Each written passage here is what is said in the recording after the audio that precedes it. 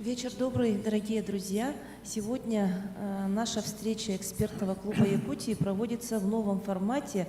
Мы собрались в студии, и отдельные участники наши участвуют при помощи видеоконференц-связи. Нас слышно, видно. Вечер добрый всем. Так, и тема нашей сегодняшней встречи – это лесные пожары, что ждет нашу республику после опыта нынешнего года. И участие принимают известные журналисты, наши коллеги София Владимировна Булчукей, главный редактор информационного агентства Сахалайф.ру, Айталина Никифорова, Тайга-Пост, Сергей Сумченко, Тайга-Пост, Алексей Пахомов, Вести-14. И помимо этого у нас есть ключевые спикеры, эксперты, представители власти. Ну, каждый будет представляться. И хотелось бы для первого вопроса, для динамичности слова, передать коллеге Игорю Савинову. Приветствую всех в студии и на видеоконференц-связи. Извините за небольшую заминку. Мы в этой студии проводим первый эфир. И я очень рад всех видеть. С некоторыми мы знакомы, с некоторыми познакомились и познакомимся в процессе. Итак, хотелось бы объяснить повод, для чего мы все собрались. Казалось бы, лесные пожары уже позади, но мы все якутяне хотим знать, как все-таки республика подготовилась к следующему лету. Будут ли снова нас мучить всякие ситуации с задымлением и прочими негативными факторами. И хотелось бы, чтобы в студии все спикеры, присутствующие здесь и по видеоконференц-связи, ответили на такие вопросы. Какой опыт мы извлекли из этого сложного урока нынешнего года? И второй вопрос, насколько республика готова к новым жестоким засухам и лесным пожарам? Итак, первый вопрос хотелось бы задать Сергею Гавриловичу Сивцеву, заместителю министра экологии. Все-таки, почему лес горел так сильно? Основные причины. Потому что ходят разные фейки и с начала лесных пожаров, и до сих пор, что это поджоги, что черные лесорубы и прочее. Основные причины, почему он горел так сильно. Еще раз добрый день, добрый вечер всем участникам мероприятия. В части причины пожаров, этого года, у нас, начиная с мая, очень засушливое лето, то есть май, июль и тоже половина августа у нас практически дождей не было. Везде там центральная часть нашей республики, северной территории. Плохо слышно. Слышно, да? Сейчас хорошо слышно? Основная причина пожаров – это засушливое лето, сухое лето, и, соответственно, в том числе, конечно, в начале лета и человеческие факторы имеются в случае, и сухие грузы – основная причина тех пожаров, которые на сегодня в этом году были. Мы считаем такие причины. И это доказанные факторы, были соответствующие проверки уполномоченными органами. И помимо, конечно, определенную такую долю играет, конечно, антропогенный фактор. Оно тоже присутствует, но это в основном в начале лета, май, начало июня. А все остальное это чисто связано. Вчера, кстати, в своем эфире Лена Илдархан же озвучил цифры. Было 1600 пожаров за лето на вчерашний день. Из них 50, только 50 из-за причин человеческого фактора. И в целом, насколько тоже у нас было общение у нашего издания «Интернет-газета» в Якутии.ру и вообще в прессе, по информации вашего министра Сахамина Милановича Афанасьева, у нас в этом году количество меньше вернее, меньше, да, Количество пожаров, пожаров меньше, да, чем за аналогичный по период отношению к прошлого прошлому года, а зато больше площадь. Вот об этом можно немножко объяснить тоже? Ну Вот да, эти по нюансы.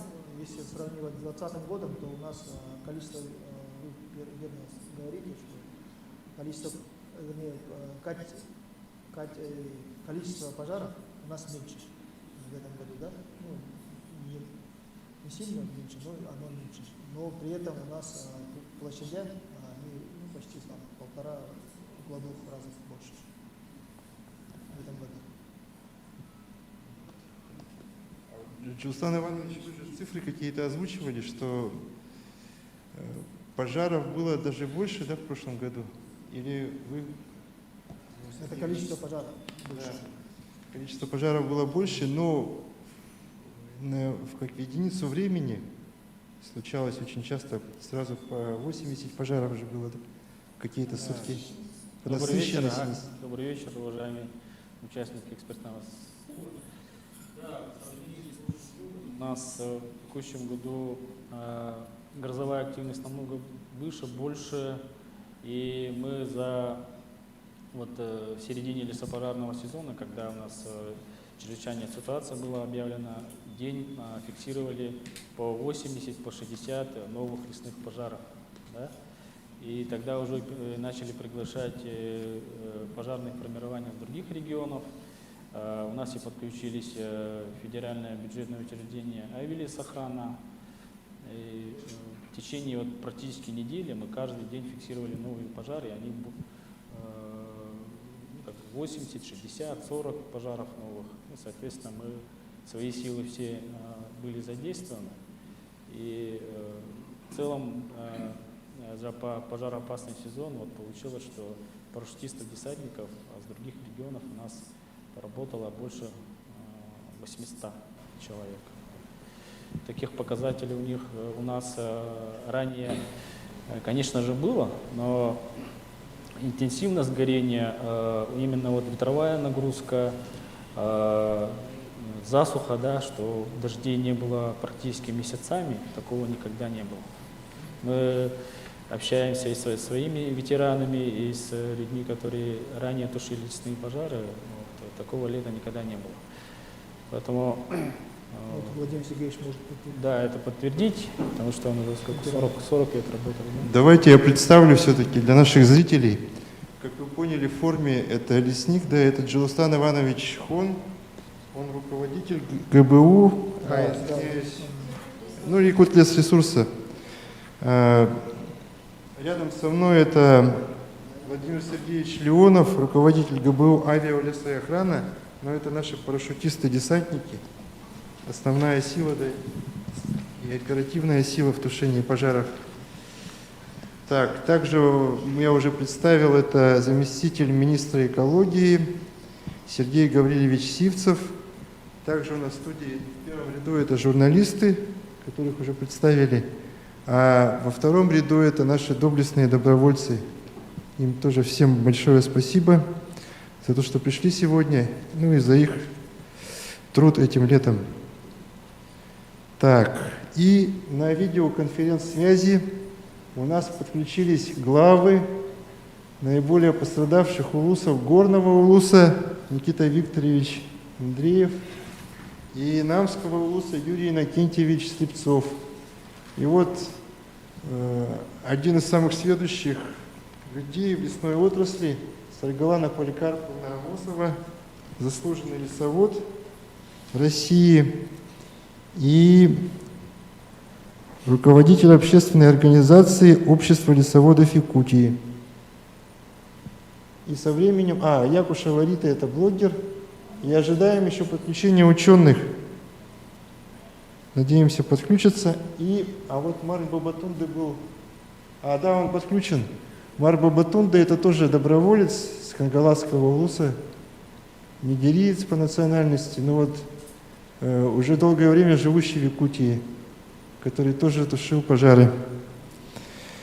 Так, Лена, у тебя вопросы есть, да? Еще. Так, вопросов нет. И насчет добровольцев, да, как мы поняли, это представители общественного добровольческого штаба. Один из инициаторов – это общественный деятель Александр Жураковский и тоже представитель добровольцев Альберт Васильев. И вот молодые ребята, Айлан Винокуров, да, сопредседатель добровольческого штаба по борьбе с лесными пожарами, и Дмитрий Куприянов, тоже один из сопредседателей.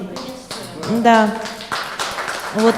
И, наверное, давайте тогда вот сейчас ролик у нас должен быть, да, и после этого микрофон передадим коллегам, чтобы они задали вопросы. Давайте. Ролик, да, у нас? Или он уже идет?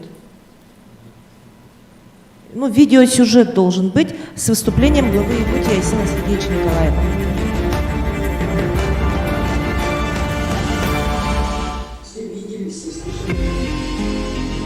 Пожары в Якутии самые крупные в мире. Смог дыма от пожаров окутывал не только Якутию, но практически весь Дальний Восток России.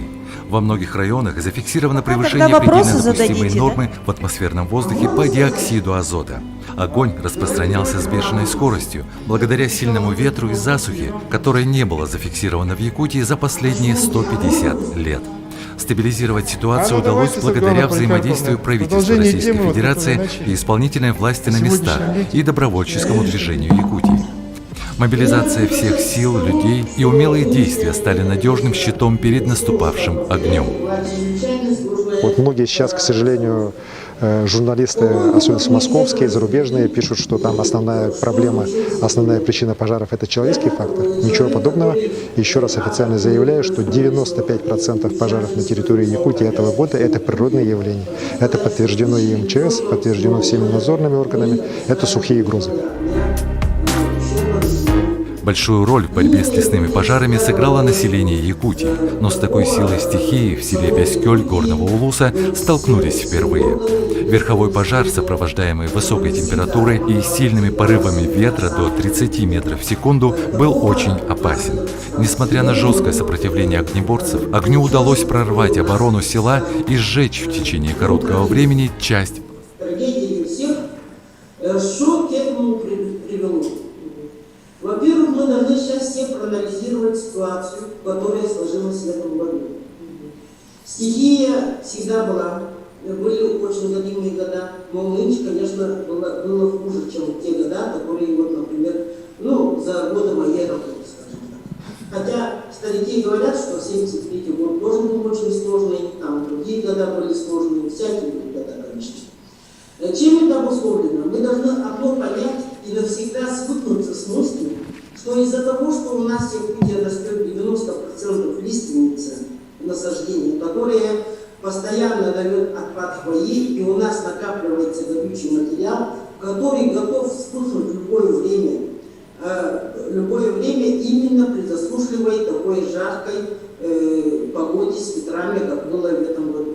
То есть все лиственничники Якутии, они пирогенного происхождения, и поэтому леса у нас в Якутии горели во все времена и будут гореть. И это все должны понимать. Хоть общественность, хоть население, и все мы, это и специалисты, тем более. Что для этого раньше делалось в советское время? Мы все об этом уже говорим, об этом уже говорит и глава республики. Впервые в этом году зазвучали эти слова, что к этому привело огромное сокращение численности работников лесного хозяйства, которое начало происходить постепенно с 1990 года. Раньше работало в системе лесхозов 2615 человек и авиабазе 1500 человек. Сейчас по всей системе работает только где-то 1100 человек. Силы, которые сейчас созданы лесоохраной и специалисты, они все рассчитаны на малую годливость. И если мы вспомним слова основателя лесного хозяйства Никина Константина Георгиевича, он еще в 1947 году писал, что задача борьбы с лесными пожарами должна в Якутии из-за нашей повышенной годливости приобрести особо важное значение не только для лесных органов. Задача должна быть поднята на уровень общегосударственного и всенародного дела. И только тогда она будет решена, безусловно, положительно. И эти слова будут актуальны всегда для Якутии. То есть это должно быть таким для нас постоянным всенародным общегосударственным делом. общем, конечно, обращение мы слышали главы республики, где он, конечно, обозначил, что именно мы должны сейчас обеспечить улучшить и техническое оснащение, и профессиональное, и как можно больше у нас должно быть пойти рост профессиональных специалистов лесоохраны. Что получается, вот сейчас у нас вопрос передачи звучит. Лесные пожары Якутии, что дальше? На сентябрь месяц я, например, как со стороны, ну, как я вижу, как общественник, как ветеран, да, дальше очень плохо. Со всех трибун мы слышим, что нужны специалисты лесного хозяйства. Даже в решениях президента Российской Федерации уже есть применять меры по совершенствованию системы подготовки кадров для лесного хозяйства, а также по обеспечению организаций, осуществляющих охрану лесов от пожаров, квалифицированными специалистами в достаточном количестве, включая предоставление мер социальной поддержки, определить необходимые объемы и источники финансирования соответствующих мероприятий. Это поручение главы президента нашей Российской Федерации. Что происходит на деле? Сентябрь месяц. С чем мы сейчас, коллеги, которые не дадут мне собрать, с чем мы сейчас сталкиваемся? Уголовные, административные преследования лесничьих и работников авиалесохраны по всей республике. Бесконечные судебные дела. И даже доходит до такого абсурда, что на лесничего, Мирнинского лесничества, Каменюк Татьяну Павловну, которую всю жизнь проработала в лесном хозяйстве, человек очень требовательный, да, предъявляет штраф 25 миллионов рублей. 25 миллионов рублей. Административный штраф за один пожар, да, по закону от 23 до 40 тысяч рублей. Вот представьте себе работники лесного хозяйства, средняя заработная плата по отрасли 30 тысяч рублей. Но лесничий может больше получать, руководитель. Могут и 10 тысяч, да. И он должен за каждый пожар заплатить по 40 тысяч рублей. Вы можете это себе представить? Кто будет у нас работать? Кто следующим летом будет у нас тушить лесные пожары? Вот этот вопрос я хочу всем задать. Сейчас дела возбуждены и на Мирной, и на Суда, и на Нырву. На Нырвинское лесничество и работники правоведения идет уголовное преследование. Не на тех, кто подражает леса, а на тех, кто первыми в рядах пошел на борьбу с лесными пожарами. Вот теперь вот скажите мне, пожалуйста, кто после этого будет работать в нашей области? К сожалению, вот мы сидим, мы уже люди ветераны, мы уже пенсионеры, да. А за нами нет молодежи, профессиональных, да. И кто будет у нас руководить тушением лесных пожаров, если на каждого руководителя тушения пожара заводятся дела? Каким он должен был принять своевременно меры, если у него всего было? Вот, например, вот я вам даже прочитаю. Вот государственное лесничество, лесничий, на него приглядели. Сводным планом он должен был задействовать 10 человек. Он задействовал 20 человек, 24 автомобиля. Но на него предъявляют штраф 40 тысяч рублей из-за того, что он не задействовал одну фу. И вот хорошо, что большому уважению судьи, он написал. А обстоятельства того, что не задействована одна фигура в сводном плане, не может свидетельствовать о факте бездействия со стороны Урбекова. Ну, как бы отменил, но опять все равно будет надеяться на Верховного суда. Уже нет событий в Верховном суде. Понимаете? Светлана Поликарповна, я вас не прерывал, хотя у нас тут регламент, да? Потому что вы очень интересно рассказываете. Давайте договоримся так, что вы еще будете возможности, у вас будет выступить. А сейчас все-таки передадим слово отдадим журналистам. Ну, А мы хотели бы с вами отдельное интервью Очень сделать. большую проблему, конечно, вот Саргалана Амосова подняла. Сегодня надо было, оказывается, пригласить представителей правоохранительных, контролирующих органов. Да, у нас контролирующие органы настолько усилились, что они уже мешают людям работать, получается. Да? То есть нам на будущее, журналистам, чтобы были не только ученые и те, кто непосредственно тушит, но и те, кто их контролирует, потому что вопросов получается очень много. Ну, я хотела свой вопрос задать. Заходите, садитесь. Хотела задать свой вопрос. Меня, как информационника, очень раздражало все лето бесконечное нытье в соцсетях. И ладно, с этим как бы трудно что-нибудь сделать. Люди, наверное, имеют право поныть, если действительно было очень много дыма, много смога и так далее. На здоровье сказывало, да? И еще очень раздражали фейковые вбросы. Ну, вы понимаете, что правда всегда, фейк всегда будет эффектнее, чем правда, да? Он больше привлекает внимание, да? Официальные исследования даже говорят, что в такой социальной сети, как Facebook, фейковая новость в 6 раз набирает больше лайков и комментариев, чем правда.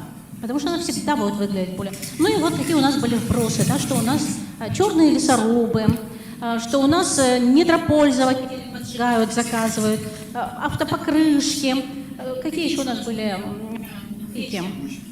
Ну, что это специально поджигается, что это кому-то выгодно, что это нужно, чтобы у авиалесоохраны финансирование было, поэтому вы ходите и леса поджигать, ну и так далее, да, например. Ну, мы, конечно, в информационном поле находимся, кое-кого из поджигателей задерживали, сейчас у них идут как раз суды. Но это, как правило, были не какие-то там черные лесорубы, а наши люди, которые там сельхозпал проводили или по неосторожности. Вот вопрос к Джолуштану Ивановичу Хону, да? Вы в силу своей профессии, конечно, следите за всем этим. Сколько всего поджигателей поймали, вообще поймали же, да? И сколько всего поджигателей, и каков портрет этого поджигателя? Спасибо за вопрос. В целом по республике ежегодно порядка где-то 5 уголовных дел на поджигателей заводится. И, Всего 5? Да, всего 5. Помимо этого очень много административных дел. И вот по статистике скажу, что по Усманскому району было, потом по Ирпинскому району было, что люди отвечали за свои деяния уголовными делами, большими штрафами. Но, конечно же, это запрет сельскохозяйственных палов, да, в 2016 году. Вы помните, 2015 год, когда у нас сгорела и Забайкалье, и Бурятия, деревни сгорели, и на восстановление этих населенных пунктов потратили порядка 4,5 миллиардов рублей. И по итогам всего этого сельскохозяйственные палы после Российской Федерации запретили. Тогда как у нас был свой закон по сельскохозяйственным палам, мы его проводили всегда, на сегодняшний день это все проводится нелегально. И, соответственно, люди наши, которые проводят это сельхозпалы, они становятся преступниками. Да, незаконно. Это весной, это осенью проводится всегда. И, конечно же, надзорные органы никто это делает. Но что надо сказать, да? Мы все видим, что все-таки климат меняется, и лето наступает очень рано. У нас уже май уже мы видим сухие уровни, да? И мы видим сейчас на сегодняшний день, буквально недавно были тоже сухие грозы в сентябре. Да? Такого раньше Сентябрь теплый, да, такой? Такого раньше не было. Поэтому население, конечно же, первые майские дни все равно это все проводит, не следит за собой, и включается и очень большие площади догорают у нас, начиная от мая до середины. Вы про человеческий фактор говорите. Человеческий фактор, и мы иногда вот эти очень большие пожары, которые начались именно с таких вот деяний. Поэтому надо сказать, что профилактика проводится, да, ежегодно проводится профилактика. Мы в том числе эту работу проводим, то есть вешаем плакаты, работаем с населением, ежегодно готовим листовки для того, чтобы кто выходит на лесные массивы через наши инспекции и так далее, что как они себя должны вести, правила. В основном пожары без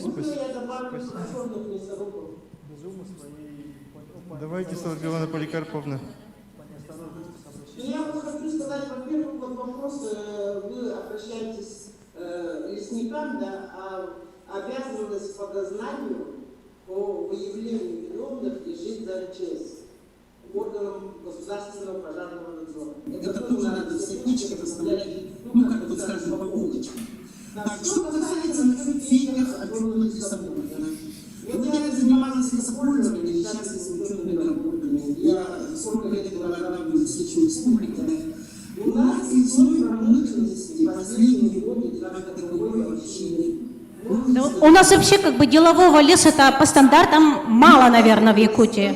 Деловой лес есть у нас Ленские, Огромные, Усмани, частично Алдане, да. У нас расчетная лесосека, есть такое понятие, расчетная лесосека, допустимый объем изъятия из белой и перестроенной древесины, она составляет 33 миллиона кубометров в год. А у нас вся республика вместе с местным населением, по договорам для собственных нужд, готовит где-то только миллион кубометров. То есть расчетная лесосека ежегодно не используется. А используют в советское время, заготавливали где-то 5 миллионов кубометров в год. Это предприятие лесной промышленности, когда были леспромхозы. Сейчас у нас какие есть лесопромышленные крупные предприятия? Практически их нету. Был АЛМАЗ, он немножко там готовит, Пекинская лесная компания и все. А нынче там пожарных не было, вы сами знаете. Да? Во-первых, сравните, почему у нас нет черных лесорубов и их никогда не было. Наш лес 5-го паритета лесорослый, он из нашего леса тяжело взять даже 6-метровый груз. Тогда как с якутского леса можно взять 30 сантиметров по 6 метров. Это у нас сучки, которые идут с самого снизу дерева, да? Это у нас, скажем, наши деревья низкие и так далее, и так далее. То есть, а затрат очень много надо вложить. Это и лесные дороги, это и выборска, и транспортировка древесины, да? Сейчас, наоборот, правительство все старается, как вот эти привлечь этих лесных промышленников, да? А они у нас Светлана Поликарповна, все ясно с черными лесорубами. У меня такой вот интересует вопрос для начала нашей беседы. Сергей Гаврилович, у вас есть прогноз на следующий год? Оно тоже будет засушливым лето, да? Вам не передавали? Есть научные учреждения, они готовы. Прогноз по лесным программам на территории будем, конечно, сейчас понимать пока, конечно, сложно прогнозировать. По крайней мере, Елдатхан в своем обращении говорил, что нас тоже засушливые. Просто брать статистику по последние года, у нас прошлый год и прошлый год наверное, вас проинформировали, если вас еще не дошло. Ну, давайте продолжим, пусть задают вопросы журналисты дальше. Тогда я продолжу.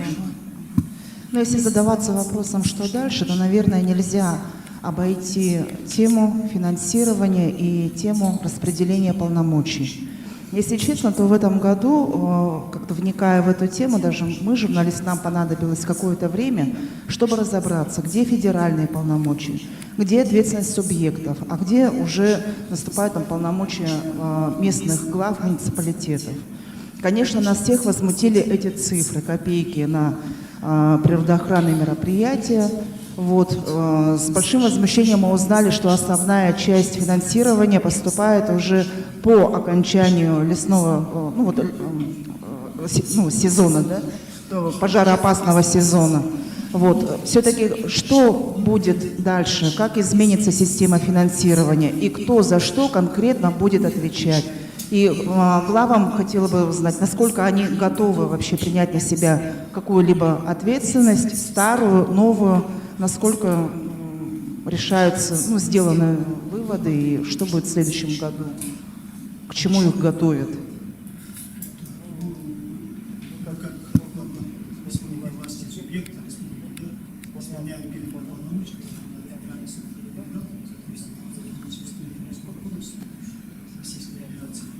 И в рамках полномочий точно договор генеральной субвенции за исполнение наших полномочий. Вы отметили, что нам нужно доводить порядка миллионов организацию обучения, в том числе мониторинг организации. И, конечно, у нас квартиры, тот у нас эти зарплаты уже в начале лета будут закончиться. И начиная с июля нам начали работу по финансированию. Сегодня мы из федерального центра получили 250 миллионов. Сейчас работаем по дополнительному финансированию, тоже порядка 350 миллионов. И еще отдельно заявка от республики на выделение средств из резерва правительства Российской Федерации. То есть мы сейчас учитываем наши затраты по авиационной наземным силам нашим. И там уже сумма, конечно,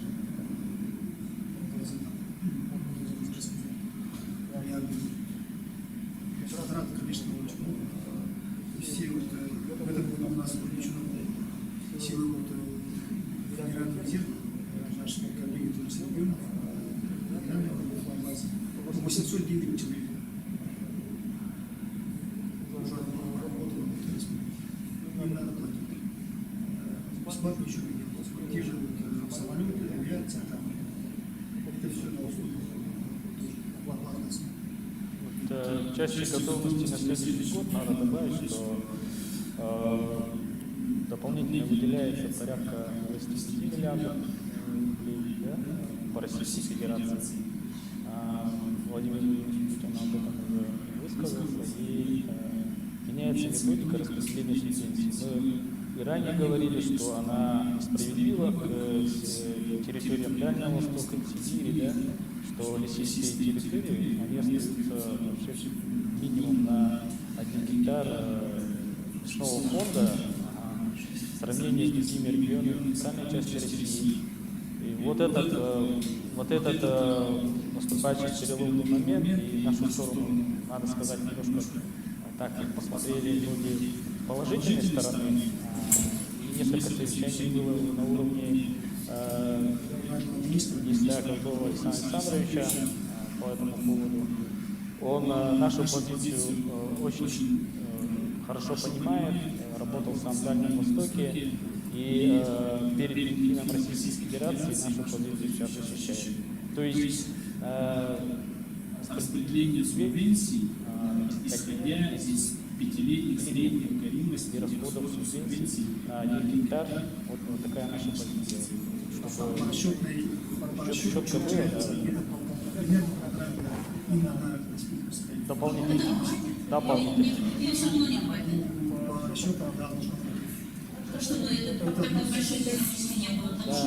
Мы же должны заранее подготовиться. Для того, чтобы подготовиться, у нас должны быть все равно средства. Это технику мы должны закупить, это мы оборудование должны закупить, подготовить людей своих. А если у нас и людей нет, и техники нет, при малой горимости даже, что мы сделаем? Благо нам эти добровольцы в этом году помогли. Первых пожаров Аила нам помог, и уже развитие этой, как скажем, направления очень сильно в этом году развилось. И если сравнить, да, вот если сравнить с прошлыми годами, у нас где-то порядка там, 5000 человек именно местного населения работало, там 3000, 2500, а в этом году больше 6000, порядка уже 12 тысяч человек. Да, никогда такого не было, что вот местное население, с города Якутска мы очень много командировали людей, горный район, Намский район, и прямо потоками это шло, ну, как бы систематизировалось потом уже, вот как-то вот, ну, как бы более... Позвольте в продолжении этой темы, да, как уже отметили, что, может быть, впервые после Великой Отечественной такое добровольческое движение в этом году Якутию захлестнуло. Но у меня вопрос все-таки, насколько это было эффективным и насколько было оправдано рисковать людьми? Ведь многие же молодые даже не понимали, что такое лесной пожар. Да? Мы знаем, что и специалисты гибнут в огне. Насколько, это было эффективно, и, что делать дальше с этим добровольческим движением? Есть идеи его сохранить, каким образом нужно готовить? Здесь бы мне хотелось услышать и специалистов, и, собственно, ребят, которые принимали участие в пожарах, в тушении пожаров, как они себя видели там и что они считают нужно изменить в этой практике.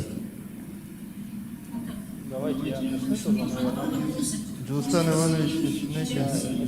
потому что все добровольцы проходят через нас, через муниципальное образование, и, ну, как бы, по практике мы их используем в основном на карауливание лесных пожаров. То есть наших сил вот не хватает, мы делаем опашку лесного пожара техникой, делаем обратный отжиг этих лесных пожаров. Да? Кромка очень большая, там порядка 15, 20, 30 километров надо карауливать, соответственно, нам помогают здесь ребята добровольцы. Мы их уже вот расставляем по участкам, чтобы они смотрели за определенным участком, чтобы пожар дальше не перекинулся. Тут более-менее как бы безопасность мы обеспечиваем частью того, что участки не такие, как бы вот верховые и так далее, это как бы в большей степени вот мы там. Но это была необходимость. Здесь про эффективность, как бы эффективность, конечно же, есть частью того, что мы держали эту кромку, да? Люди были, если что, подключались уже другие силы, там, если перекрыть. Представляете, да, вот у нас пожары, если ранее были там 20 тысяч гектаров или 30 тысяч гектаров, там, это уже был караул, в этом году там по 200-300 тысяч гектаров. Один пожар.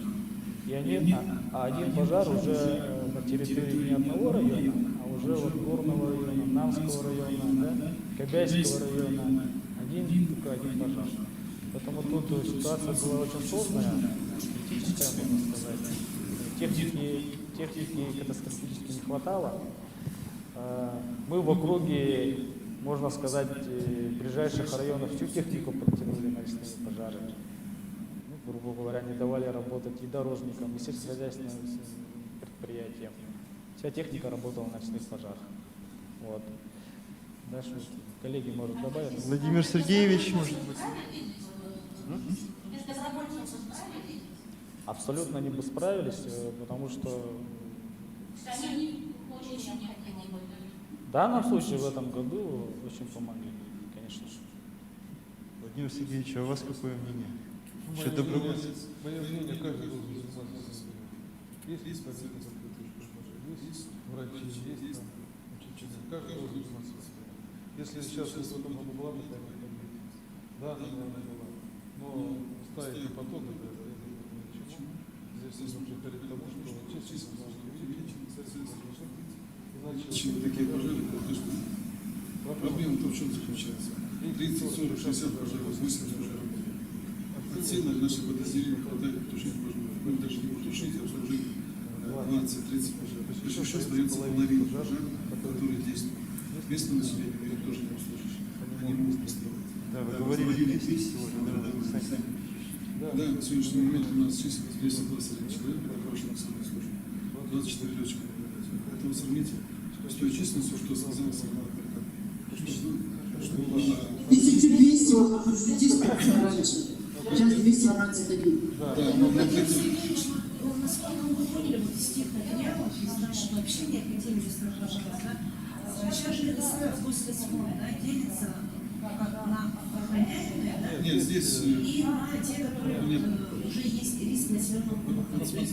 Некоторые пожары вообще не нуждаются в тушении, нет? Ну, если тушить пожар, тушить надо всего. Да? Либо тушить, не тушить там, где нет объектов экономики и населенных пунктов. А что у нас произошло? Допустим, когда пошли вот эти красивые слова, как оптимизация в 90-х годах, и у нас же вся Арктика была подразделение. Жиган, Саниханы, Зарянка. Вот такая, везде были подразделения. К чему пришли? Что 2 года назад закрылся вот такая, да, целые, практически все. В этом году мы создали подразделения, они там тушили несколько пожаров, такого нет. Но я считаю, это не заслуга их, что это стихия, понимаете? Здесь надо тоже понимать. В прошлом году было наоборот. Если в прошлом году основная вызовая активность шла по территории зон контроля, так называемых, не обвиняют, все законодательство разрешает их не тушить, контролировать, смотреть. Если там есть угроза объекта, мы можем тушить. То в этом году все произошло наоборот. Весь вот этот весь шквал вызовой активности пришелся на охраняемую территорию, где у нас большая плотность, относительно большая по сравнению с другими объектами. У нас маленькая, да? Но тем не менее здесь больше населенных пунктов, больше людей, больше объектов экономики, те же линии передач, какие-то подсобные хозяйства, фермы, и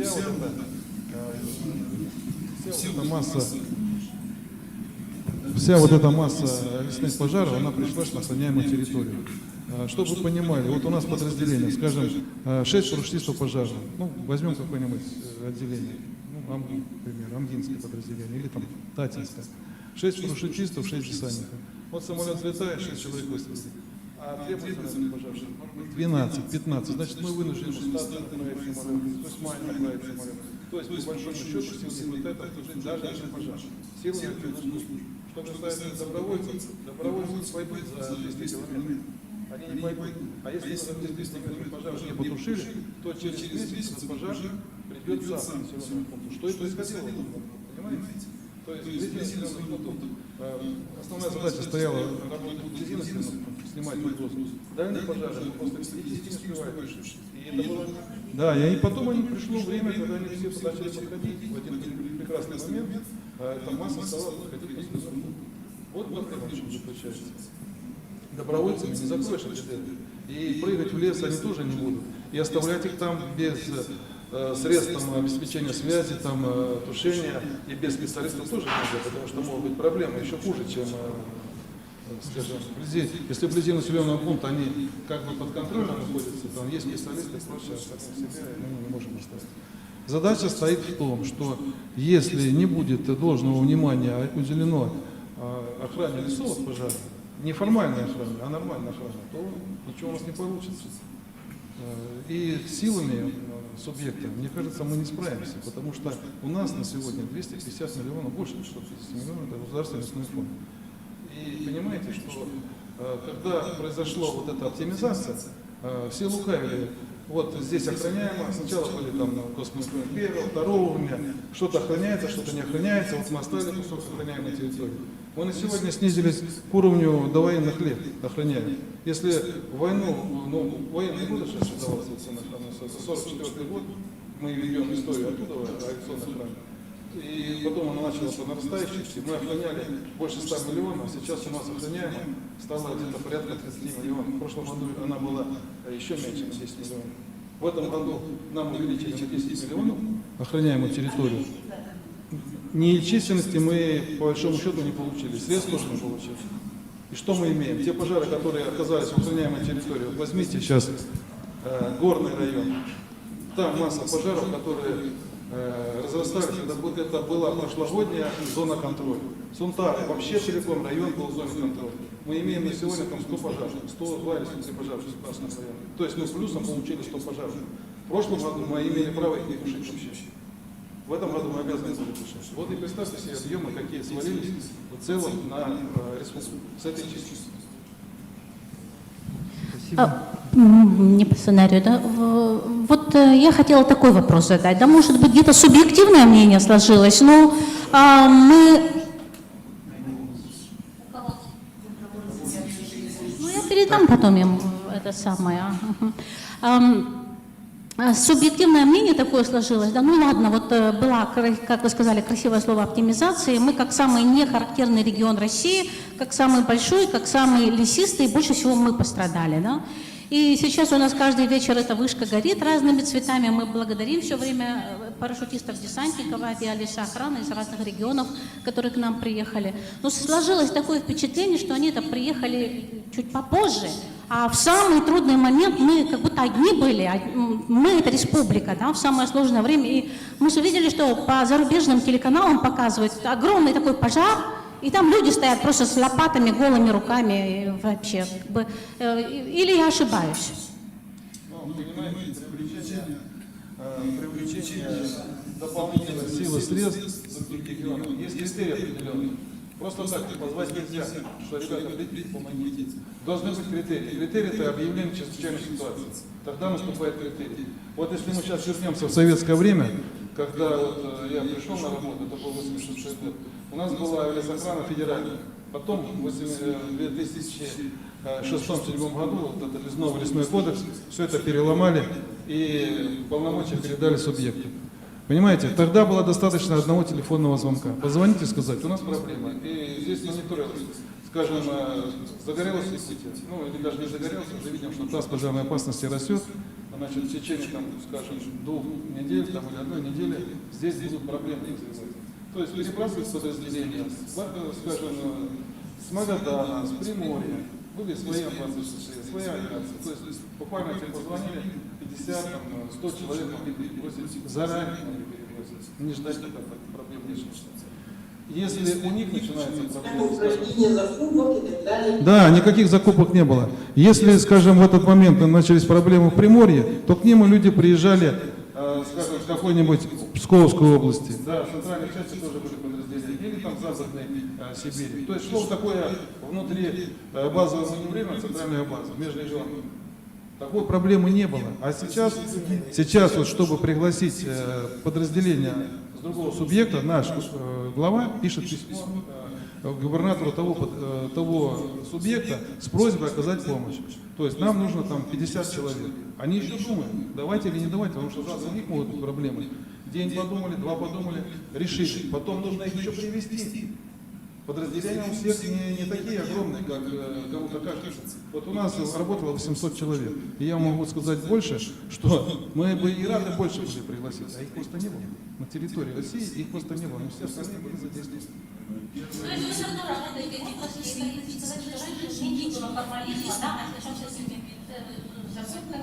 Но сейчас... Мало того, что мы за счет тех копеек, которые мы получаем, мы им оплачиваем за те услуги, которые они у нас оказывают, понимаете, да? Вот такого не было в то время. Да. То есть они прилетали, а мы с ними никаких взаиморасчетов не производили. Они прилетели, улетели. Да, единая система, они прилетели, отработали там, ну, табель какой-то учета рабочего времени, подписали, что на работе, они улетели. Что там, как там, нас это не касалось. Ну это вот мы все помним на своей памяти, вот я лесничество начинала, про которую вы говорите сейчас. Во-первых, еще у нас лесхоза, когда были, работало 2615 человек. Сейчас лесхозов работает с неким 500 чем-то, да, 540 или еще что-то. Каждый день был лесник, обязательный человек-лесник. Сейчас такой должности по всей России нет должности лесник.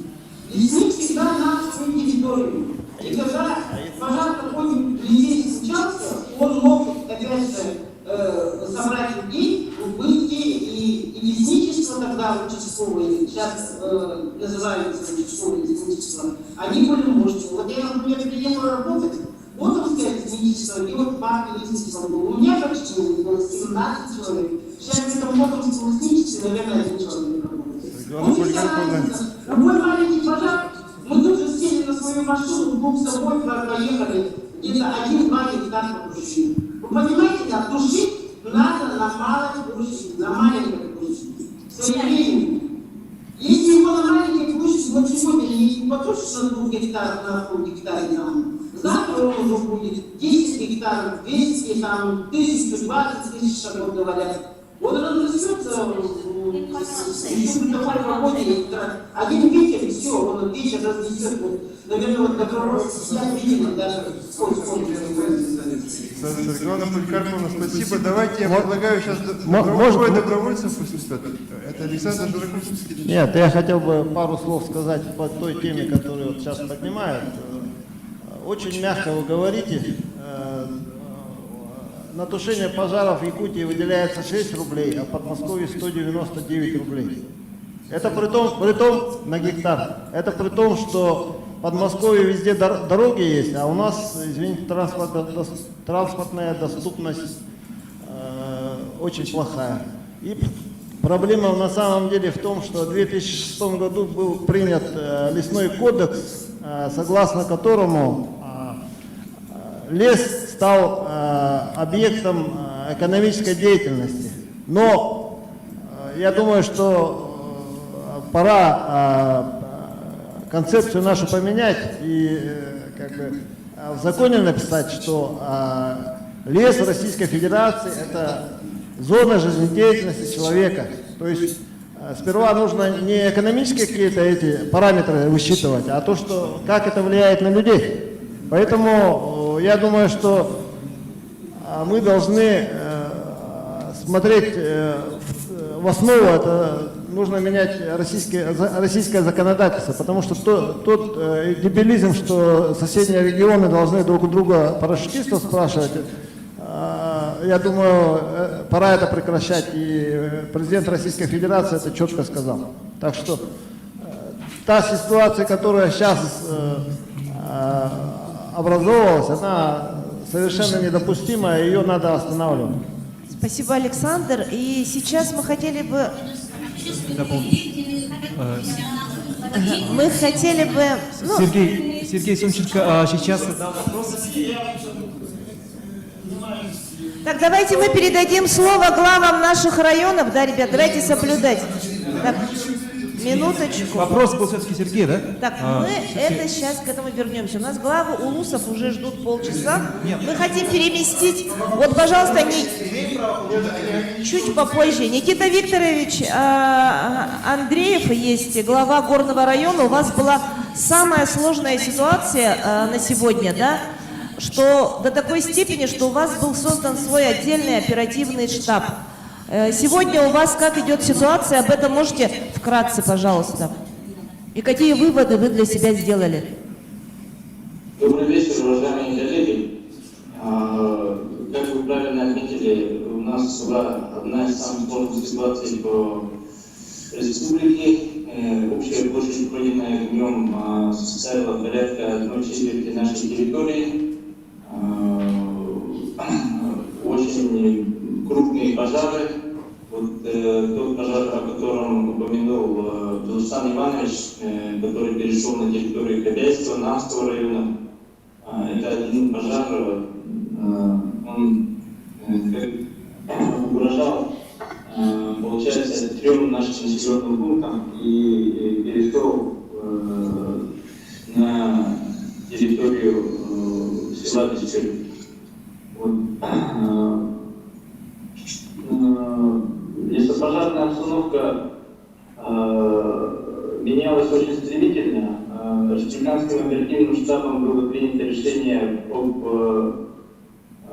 создании, скажем так, отдельного республиканского штаба именно по Горному району. И руководителем штаба был назначен первый заместитель руководителя ГосМОПЖ. Андросов, это мы прекрасно знаем. Извините, что немножко перебиваю. Вот скажите, пожалуйста, почему вот так случилось, что у вас создан был отдельный оперативный штаб? Вот такое впечатление, что вы лично не справились. Или как? Я вот лично выезжала в ваш район раза 2 или 3 мы с коллегами. Вот скажите, повторяю тот вопрос свой. Ну, сложность заключалась в том, что очень большая территория и очень большая кромка пожара, сложные условия, и необходимо было усиление не только вот, решения КЧС района, чтобы взаимодействие было отлажено налажена именно со всеми республиканскими и федеральными структурами. Именно поэтому вот, было принято такое решение.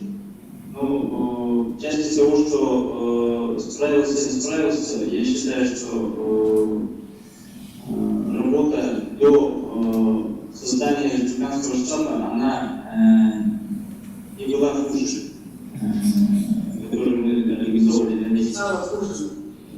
Не была хуже. Нет, я говорю, до старого была лучше, а потом стала хуже. Я, например, это очень негативная практика. Чем больше командиров, тем больше беспорядков. Никита Викторович, можно еще такой вопрос, который вот не смогла вчера в Бескёле вам задать, не было возможности, да? Скажите, вот жители села Бескёль, да, почему они в последний момент вышли из дома буквально, вот сами спаслись, не было у них на руках даже паспортов, документов. Почему это случилось? Неужели бы нельзя было их как-то предупредить заранее? Об этом люди тоже задавались такими вопросами в нашу предыдущую поездку в район. Или это все так внезапно пришло? Это вот как происходило? Может, это мы ошибаемся, журналисты? Почему так случилось? У русских есть поговорка: знал, где упасть, соломинку подложить. Задним умом да, все умные получается. На тот момент, когда на 6 число сам очаг возгорания, он был значительно далеко от населенного пункта. Первый язык пламени, который подошел 6 числа, его смогли отбить, и он прошелся по южной стороне населенного пункта. И ситуация более-менее, можно сказать, была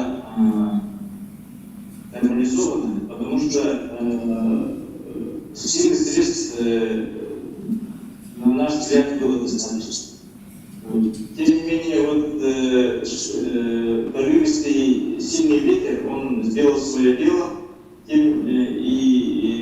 здесь я хотел бы отметить самоотверженную, мужественную работу всех лесопожарных формирований, которые работали на тот момент в селе Бескёль. И, конечно же, мобилизованных граждан, жителей села Бескёль. Это нельзя передать просто словами, то, что это можно было, это нельзя. Все меры, которые необходимы, мы приняли, и, слава Богу, обошлось без жертв. Это, я считаю, самое такое основное, можно сказать, достижение. И то, что документы там, это все восстанавливается. Спасибо. Извини, пожалуйста, Сергей, можно вот ответить на вопрос нашего коллеги, да? Давайте представим, это наши родители добровольческого движения у нас в Якутии. Аил Джулурхан, общественный деятель вместе с Гульнарой Алексеевой. У нас в студии. Я бы хотел ответить на вопрос Сергея. Он правильно задает вопрос о том, чтобы насколько было эффективно и безопасно ли было привлекать добровольцев. Как сказал Владимир Сергеевич, о том, что профессионалы должны заниматься тушением пожаров, так же, как и медики должны заниматься спасением людей. Именно руководствуясь этой истиной, я обратился в Якутский ресурс. Мы встретились с Джилсаном Ивановичем, где в беседе он сказал, что действительно, я сам сказал, что мы не квалифицированные, у нас нет навыков тушения пожаров, мы вообще никогда не тушили лесные пожары. Можем ли мы помочь, понимая то, что чем раньше мы потушим пожар в меньших масштабах, тем с меньшими последствиями придется дальше бороться. И чем раньше мы приступим к этому, тем нужна ли им такая неквалифицированная помощь добровольцев, на что он сказал: да, действительно, вы нам можете очень помочь, мы вас проинструктируем, обеспечим всем необходимым. И я говорю: какое количество нужно? Он говорит: человек 100-150. И тогда я понял всю серьезность ситуации, поэтому обратился. И в ходе нашей работы мы полностью работали под руководством профессионалов, это сотрудников Якутский ресурс, лесхозов, авиалесоохраны. У нас самое главное правило для всех выезжающих было это: кто у вас самый главный? Для нас, значит, руководитель тушения пожаров, РТП, для нас он царь и бог, и каждое его слово – это закон. Он нам спасет жизнь, он поможет нам эффективно бороться с этим. Поэтому я хочу сказать, подметить профессионализм сотрудников, профессионалов, огнеборцев наших, да, вот сидящие здесь руководители, большое им спасибо за то, что ваши сотрудники на высоком уровне смогли нас подготовить. Более того, инструктор ГАО «Якутский ресурс» приходил к нам ежедневно, каждую группу инструктировал там в течение часа.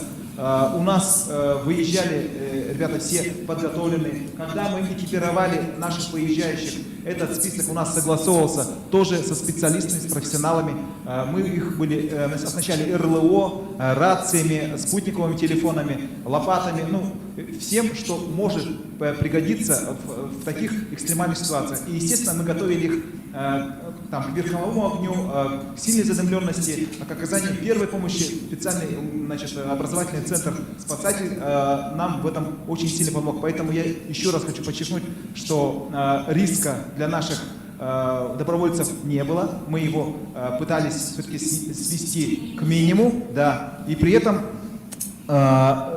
факты показывают, что, слава Богу, и никто у нас не пострадал, и та эффективность, с которой все-таки, ну, мы же разговариваем с работниками сельхозхоза, и даже здесь Руслан Иванович подчеркнул, что помощь добровольцев была очень своевременной, очень нужной, и на самом деле под конец мы стали немножко, чуть-чуть профессиональнее, чем в самом начале. Поэтому я думаю, что здесь та формула сработала, когда народ, когда добровольцы, обычные граждане в правильном сотрудничестве с органами власти, с профессионалами смогли консолидироваться и остановить, скажем так, большую проблему в самом его зародыше. Ну, практически. Могло быть еще хуже. Спасибо всем добровольцам за их гражданскую позицию. За добрые слова профессионалам. Спасибо вам. Но их случаи гораздо меньше станет, потому что уже многие, я вот председатель нашего общества лесоводов, куда входят все работники лесничества, авиация, легавые и лесничества. Многие ребята собираются сейчас положить на стол заявление.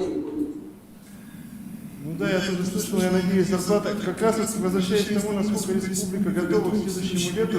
Юрий Иннокентьевич, слышите меня, да?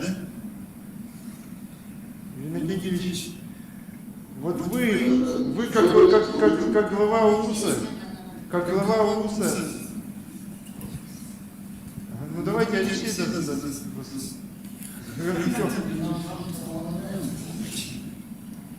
Ну, в общем, у меня специального плана, да, Владимир Сергеевич, ну, говорили, что будет какая-то общая база, по-моему, или что будет у нас с Красноярским краем и Якутией, или что это, как? Нет, это лесопожарный центр, лесопожарный центр. Такая была идея шла с Красноярского края, губернатора РУ, да, который озвучил. Но, казалось бы, если это арктический центр, он должен создаваться, наверное, в Арктике, да? Но он создается в городе Красноярске, и насколько он будет для нас эффективен, я в этом не могу комментировать. Но я понимаю, что для того, чтобы добраться с Красноярска до Якутска, требуются определенные затраты. И эти затраты будет нести субъект за счет тех средств, которые будут выделяться. Хорошо, а еще вопрос. Да, нам никакую технику не оставляют?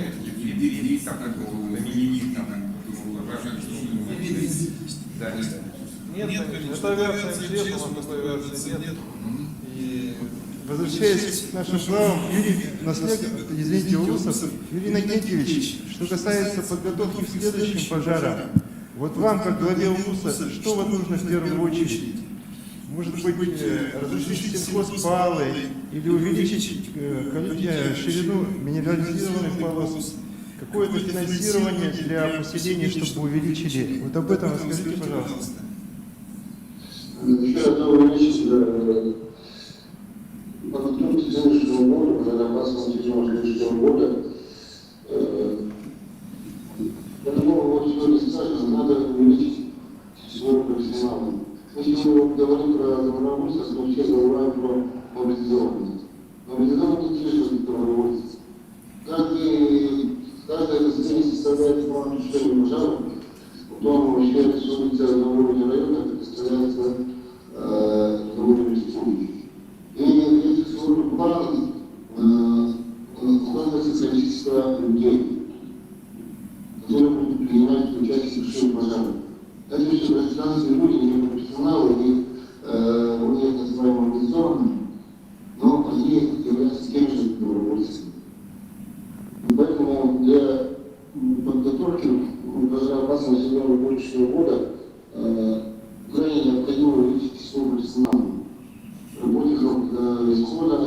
инфраструктур и энергосохранности. Я думаю, так и надо обеспечить наших населения уходом или тяжелой техникой, дозером и так далее. Как вот все предыдущие сказали, я буду критически состава тяжелой техники. Тяжелая техника вам нужна как, в каком количестве, например? Но в нашем районе 6 населенных пунктов находится пожароопасной зоне. И, ну, во-первых, что подготовили изоляционные полосы, все по действующему законодательству ширина изоляционных полосы должна быть 10 метров. Как показала практика, огонь 10 метров, 10 метров даже не останавливается, приходит только так. И поэтому мы разработали изоляционные полосы шириной 50 и более метров. Но я думаю, это тоже мало. Надо в каждому населенному пункту подходить индивидуально, рассчитывая ширину изоляционных полос и предоставить бюджет финансирования на эти работы.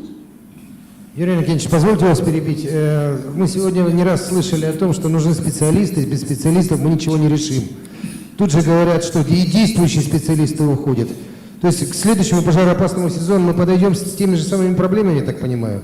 За зиму мы сможем ли найти должное количество сначала желающих людей, а потом сделать их профессионалами? Это, наверное, в принципе невозможно. Ну и при том, что действительно действующие даже профессионалы собираются уходить. То есть что дальше? Вопрос риторический. В принципе, можно организовать. Надо все этим заняться организованностью направлениями. И все невозможно, в принципе, можно организовать. Надо выделить достаточно финансирования федерального уровня и так далее. Михаил Михайлович Чиросов подсоединился. Но он подсоединяется. А вот Марк Бабадунде... Хотел добавить немножко, вот Юрий Никитич, чего не хватает районам, не хватает защищенности от надзорных органов, можно сказать. Потому что, по идее, это же не наши полномочия, а мы обязаны вот этих людей находить и направлять на базар. А никто этим не хочет заниматься, потому что эта работа своевременно, во-первых, не оплачивается, а во-вторых, ставка очень маленькая.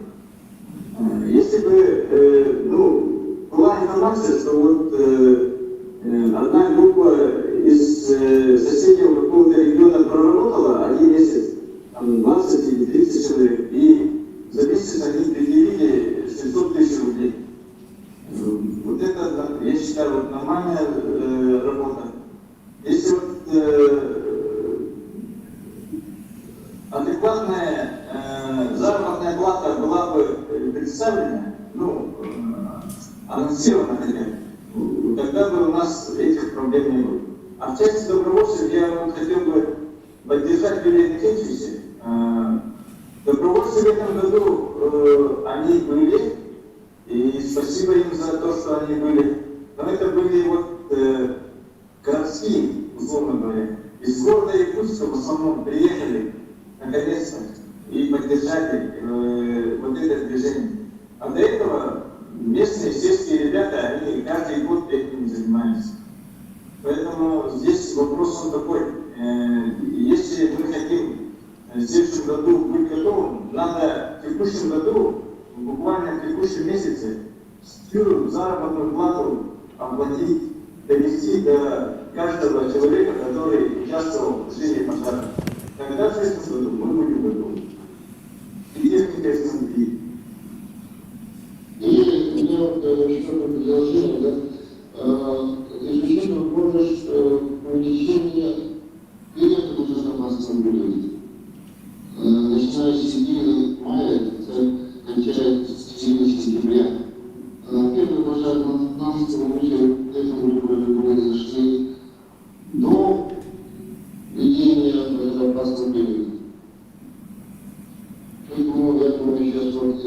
изменения климата, это, может быть, надо изучить. Также, мое мнение, да, надо включить все пожары, не разделяя надзор, контроль и так далее. Только в этом случае у вас таких больших пожаров не будет. И разработать механизм, чтобы тушение пожаров было изначально. Всеми, кто тушит пожар, добровольцами, профессионалами, военными и так далее, должен руководить хозяйством в любом случае. Только тогда эффективно решение, эффективно работать. Спасибо, Юрий Иннокентьевич. На зимнюю зону, вот тогда вот это будет нормально. А скажите, вы свои... Возникает пожар, уточняем, это чья зона. И потом начинаем звонить или Хону, или Леону. Кто будет тушить? Вот этого не должно быть, по идее. Вот, в этой части я Юрия Иннокентьевича поддерживаю. И в части изменения в лесном кодексе. Очень сложно делать минимизованную полосу. Почему нельзя с целью безопасности и предотвращения чрезвычайной ситуации делать это безвозмездно? А сейчас мы должны платить деньги лесному хозяйству для того, чтобы, как говорится, вот эти деревья рубить для обеспечения безопасности населенных. И получается, муниципалитет вообще исключен из лесного кодекса. Не может быть стороной, которая входит так называемый оборот леса. Может только покупать у третьих лиц, которые могут войти в отношения по лесным делам. Это было такое понятие раньше. Я муниципальный фонд. Такого сейчас понятия нет. То есть муниципалитет, он исключен из лесного кодекса. Это вот непонятно. А когда нужно тушить пожары, вот главные люди должны обеспечивать их тушение. Это немножко неправильный подход.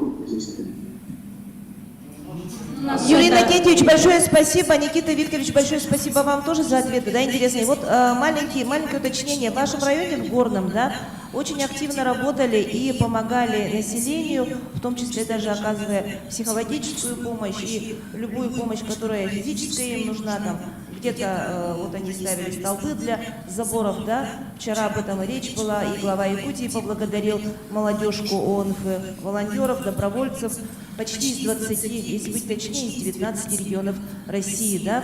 Плюс у вас добровольцы из Якутска работали, и других районов, свое мобилизованное население, да, и хотелось бы вот этот напомнить и вопрос задать вот в денежном выражении, вот по 30 тысяч рублей на каждого члена семьи получали, да, вот пострадавшие погорельцы, именно те, у кого дома полностью сгорели, правильно? 100%.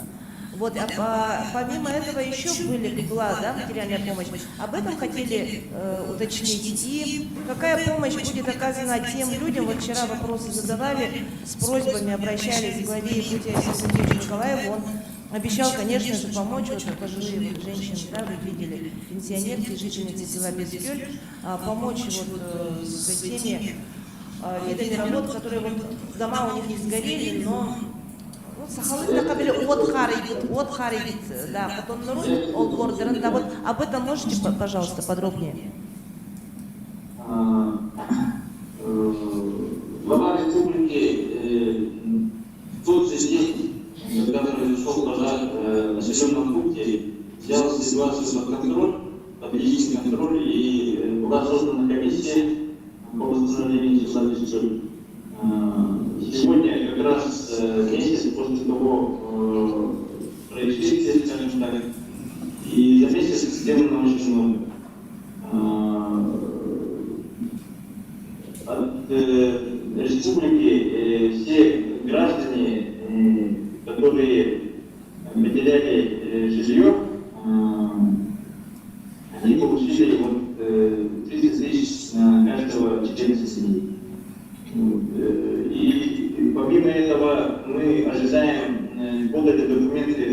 федеральные выплаты. Помимо этого идет поддержка со стороны Министерства труда в части выплат малоимущим гражданам, отдельным категориям граждан. Идет большая поддержка от Министерства сельского хозяйства в части компенсации за потерянное имущество, за животных, которые они потеряли. По ним уже компенсация получена и идет полным ходом восстановление вот этих сельхозобъектов. Вчера компания «Якутский скот», казенная организация, завершила строительство совместно с Сергеем Федоровым по коровнику. И такая работа проводится по всем другим жителям. Министерство сельского хозяйства определило ответственные организации, потребительные организации. От граждан, от организаций поступают средства на наш расчетный счет, в наш фонд поддержки. Поступило более 4 миллионов рублей. Мы направили эти средства также гражданам, которые потеряли жилье, по 25 тысяч на каждого члена семьи. Помимо этого идет адресная помощь. И, конечно же, было принято решение о строительстве жилья. В настоящее время идет строительство 34 домов. Вчера вы, наверное, видели, по многим СМИ пришла информация о том, что нулевой цикл практически по всем домам завершен. Имеется 18 домокомплектов, и несколько домов, они уже практически собираются на месте. И идут практически завершены работы по линиям газа снабжения, электроснабжения. Дополнительно идут работы аварийно-восстановительные по... Никита Викторович, спасибо. Мы поняли, что всесторонняя помощь. Давайте начнем с того, что вот у нас остались люди, которые ждут своего слова. Марк Бабатунды. Вопрос можно? Марк Бабатунды. Нет. Марк Бабатунды. Вы на связи, да? Вот расскажите, пожалуйста, Марк, да, своей истории расскажите. Пожалуйста, вот как вам пришло решение стать добровольцем, что вами двигало, и вот где вы тушили лес, и как это все происходило? Да, добрый вечер, спасибо большое за меня время, так чуть-чуть поговорим.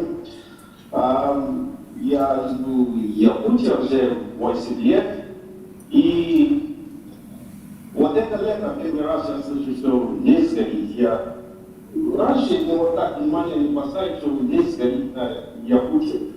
Поэтому, как я слышу, что лес горит, я сразу слышу, моя жена, я обязательно поеду, помогаю, как можно. Если я живу в лесе, по-африкански, я должна помогать, как возможно. И я решила, в первое время из друзья, которые здесь живем, без Английский, на Покровске, он хотел поехать на горную Русь помогать. Но потом мы слышали, что без Английского, здесь тоже есть пожар, большой пожар, здесь на Чесинске, это Кутанжура, один деревня, почти 200 километров с Покровска. Но там далеко, и люди мало, которые туда помогают тушить пожар. Поэтому мы решили, поедем тушить пожар здесь на Андаласскую улицу. Конечно, туда поедем, дорога не вот так хорошо.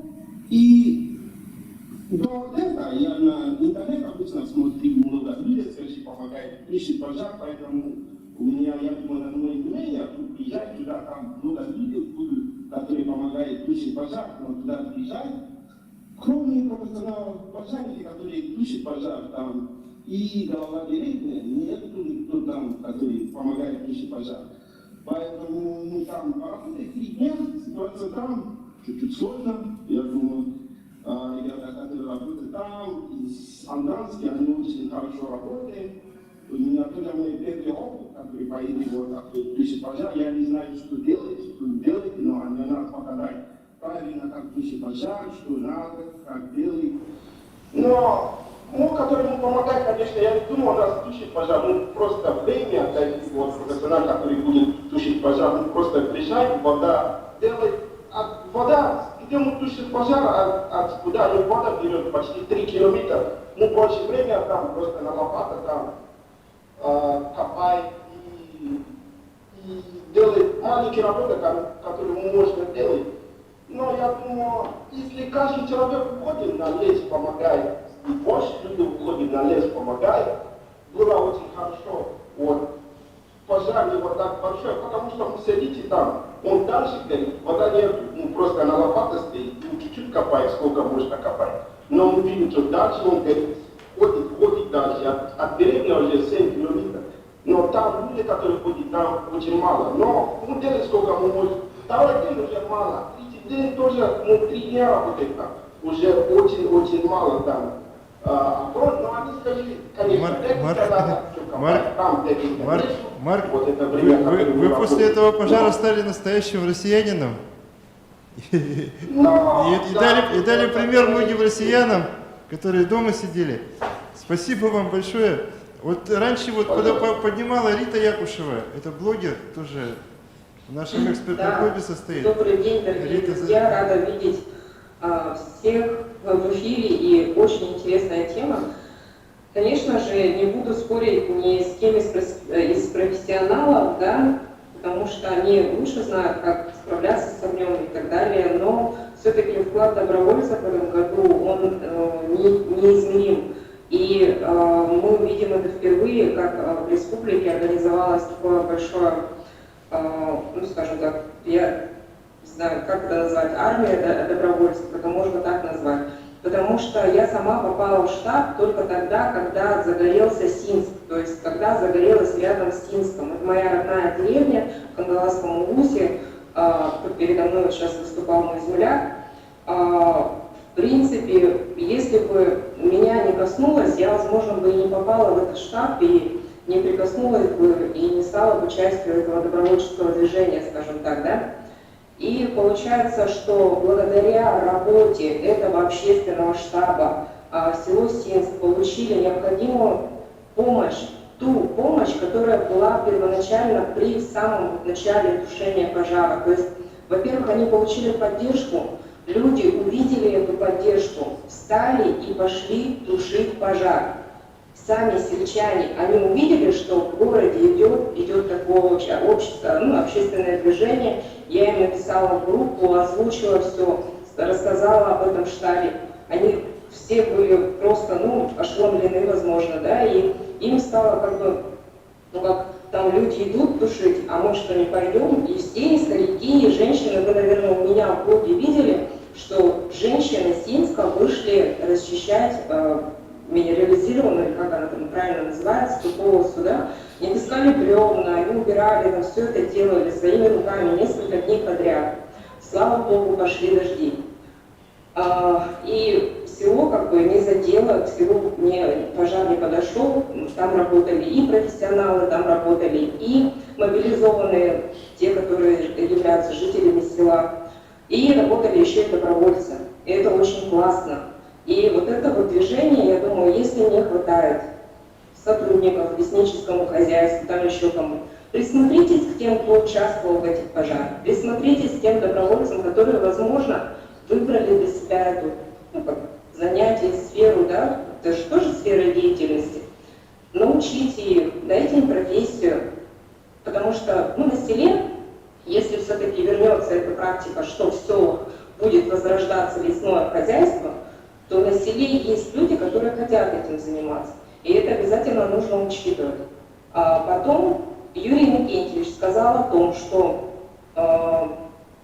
размеры минерализованных полос, вот об этом сейчас тоже очень важно говорить. Почему? Потому что есть определенные нормативы, нарушать которые главы наследов тоже боятся. Потому что, оказывается, за каждое лишнее срубленное дерево с них потом спросят. Их могут оштрафовать, их могут там, не знаю, что там, какие санкции на них накладывают, мне неизвестно, но это факт, то что они потом могут понести наказание. Следующий момент еще такой, что они просят всех возродить вот эту практику превентивных мер в виде сбора валежников. То есть раньше в деревнях, на моей практике, я помню, когда я училась в школе, мы все выезжали на сбор валежника. Мы его заготавливали, и это были дрова для школы, потому что тогда наша школа отапливалась дровами, и мы школьными бригадами заготавливали эти дрова. Старшеклассники, естественно, выезжали на школьном тракторе, мы вывозили этот валежник там, в радиусе 15-20 километров от села. А сейчас эту практику убрали, весь лес стал федеральным. Александр Жураковский сказал очень главную вещь. Нужно менять федеральный закон. В первую очередь. Можно меняться. Пожалуйста, вопрос главе Горного района задает попривычнее Иван Степанов. Мне так привычно. Никита Викторович, у меня к вам вопросы, да? Во-первых, я хочу, конечно, поблагодарить за помощь администрации Горного Улуса. Я с этим лично столкнулся, нам во многом помогали ваши специалисты, и с вами мы много работали. Но я хочу сказать все-таки о муниципальных образованиях, о селах, которые практически весь свой бюджет, по-моему, потратили. Население свои личные сбережения, свои продукты, запасы потратило на то, чтобы где-то поддержать добровольцев. Нас кормили, наших добровольцев и в Хангаласском районе кормили, и в Горном, и в Намском. Но я понимаю, что это какой удар был для бюджетов муниципальных образований, для тех жителей, которые отдавали свое последнее, забивали там скотину. Скажите, пожалуйста, предусмотрена ли какая-то, будет ли компенсация для муниципальных образований, чтобы восполнить те большие расходы, которые понесли? Наверняка и даже администрация района Улуса, да, тоже, наверное, понесла расходы. Это первый вопрос. Второй вопрос.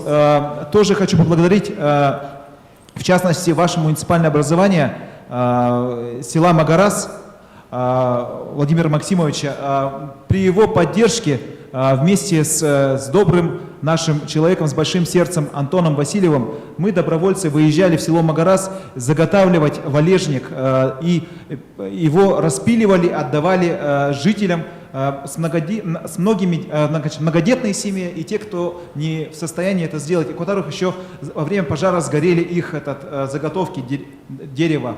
Вот. В этом плане, наверное, ваш район получился как пионер в этом направлении. Готовы ли вы эту практику применить вообще в отношении других населенных пунктов и поделиться с другими улусами? Вот два вопроса. Первый по бюджетам, которые очень сильно потратились. Второй по валежнику. Спасибо. Большое спасибо, Иван, за то, что вы одним из первых откликнулись на нашу беду. Хотел бы отметить, что части затрат мы со стороны бюджета вот эти вопросы в рабочем порядке отрабатываем в Министерстве финансов для направления дополнительных средств и сбалансирования. В части возмещения затрат населения, конечно, таких моментов у нас, к сожалению, нет. И население, в принципе, от чистого сердца вот эту помощь нам окажет. Мы благодарны всем жителям Якутии, других регионов, которые помогли в наш трудный час. По заготовке также возникают вопросы, связанные с лесным кодексом, по идее. Мы, конечно же, готовы такую практику продолжать, но здесь возникают вопросы, связанные с оплатой использования леса. Несмотря на то, что он валежник, несмотря на то, что он сгорел, за него все равно определенная плата требуется. Поэтому надеемся, что к вам не придут прокуроры, и если то, нам необходимо в целом выработать какой-то механизм, когда можно было бы использовать провалившиеся деревья проводить какую-то очистку, какой-нибудь проект для того, чтобы эту работу проводить. Потому что на сегодняшний день все наши дороги лесные, скажем так, сельхозугодья, там, канибазы и так далее, они все требуют дополнительных работ по расчистке, по приведению в порядок, поэтому здесь вопросы, они все равно есть, и именно нам всем сообщаем заниматься. Никита Викторович, спасибо вам. У нас... Я, конечно, поддерживаю и полностью готовы оказать помощь по исполнению этой акции. Спасибо, Никита Викторович. Я как вот на правах ведущего... Было такое понятие, как санитарная рубка. Это глава Намского УСа, говорит Юрий Иннокентьевич. Так, я вот предлагаю все-таки нам закругляться, потому что зрители не могут же сидеть больше 2 часов, устают люди. Да, у нас есть еще вопросы. Вот оставшиеся вопросы, у нас Олег Жилнин еще, тоже наш товарищ, журналист есть. Да, он задаст вопрос. И еще у нас есть хороший спикер Михаил Чиросов, Михаил Михайлович, доктор биологических наук. И вот в заключение предлагаю, чтобы заместитель министра подытожил и чтобы рассказал все-таки еще несколько слов о подготовке к следующему году. Да, Олегу Жилнину. Я хотел поблагодарить добровольцев и лесохрану, но я слежу за этой, извините, ситуацией еще с Егора Афанасьевича. Не слышно совсем? Развал, слышно меня? Я слежу за этой ситуацией давно, при еще Егоре Афанасьевиче, нашем президенте, была проблема с оплатой за тушение пожаров. И очень жестко. Ваш бухгалтер, лесохрана, я просто заявляю, было уголовное дело. Поэтому у меня первый вопрос вот к вам, да, как происходит сейчас финансовый вопрос, да. И второй вопрос касается всей республики и федеральных властей. Это касается вот как раз инструкция 2012 года, 2013 года, когда поселения России горели, были выпущены на местных властях, на областных чрезвычайными ситуациями вся инструкция, как действовать при пожаре населенного пункта. У нас это не выполнялось, это точно. Но мне хотелось интересовать, первое, как сейчас инструкция будет при ЧС, что должен делать муниципалитет, откуда брать деньги и так далее. Потому что минеральная полоса, я не буду называть фамилию, уже сказали, лес, это лесоохрана, муниципалитет, вот это население здесь. А вот проблема у нас с минеральной полосой, кто ее должен делать? Зона ответственности до сих пор не определена. И это уже делать надо сегодня. Я уже не говорю, что Михаил Чиросов поднимет вопрос вообще об охране леса. Вот такой вопрос. Да, давайте я отвечу, наверное, да, по оплате за тушение лесных пожаров, именно по части мобилизованных. Это все годы проходит через Якутлесресурс. Последние 3 года у нас кредиторской задолженности, слава богу, не остается. Да? Мы к концу года всю задолженность оплачиваем. Да, раньше у нас были проблемы, это 16-й год, 17-й год, 18-й год, когда мы по больше года, по 2 года вот эту задолженность не могли оплатить, потому что это, сами понимаете, федерального бюджета субвенции, они как кредиторка остаются, надо их потом еще и доказывать, да, что мы на самом деле тушили и так далее, и так далее. Эта проблема была. Последние 3 года этой проблемы нету. В этом году я надеюсь, очень надеюсь, что вот Сергей Григорьевич сказал, что вносятся изменения и в распоряжение правительства Российской Федерации по выделению средств с Федерального резерва Российской Федерации. И все внимание, то, что у нас уже как бы нацелено на республику, надеюсь, что мы это в ближайшее время это все оплатим. Но я скажу сразу, сумма огромная. Если в прошлом году мы потратили там 180 миллионов рублей через наше учреждение, то эта сумма в этом году в разы больше. Огромная сумма получилась, поэтому мы сейчас эти суммы как бы уже свели. У нас последние пожары, у нас сейчас в Чарапче, Усьмае закроем, и, соответственно, мы эти счета выставим Рослесхозу. И мы думаем, что уже этой проблематикой занимается не только Министерство экологии там, или ГАО «Якутско-ресурс» на сегодняшний день, а занимается полностью все правительство, и в том числе и наши депутаты Федерального собрания, и сам Арсений Сергеевич лично этим вопросом занимается. Если я могу дополнить, что есть понимание федерального собрания, да, то есть это как бы в приоритетном порядке оплата организационных людей в области тушения. Это приоритетный порядок. Потом идет как бы. А вот глава Горного Улуса внес предложение, да, вот понятно, те, которые шли через добровольческий штаб проделал очень большую работу, огромную, да, и с каждым они заключали договор, а вот те, которые, добровольцы, которые были в Улусах, с которыми не заключались договора, нет возможности их... Со всеми со всеми, да, то есть у вас есть информация, кто, где, как, конечно, и они все будут охвачены, да? Есть добровольцы, да, есть добровольцы, которые добровольно, бесплатно работали, да, это министерство, ведомство и граждане, которые за это денег не просят, тоже большой объем людей, да, и есть мобилизованные. Вот мобилизованные, все они как бы уже на пожарах числятся, договора все есть. Знаем, и как бы...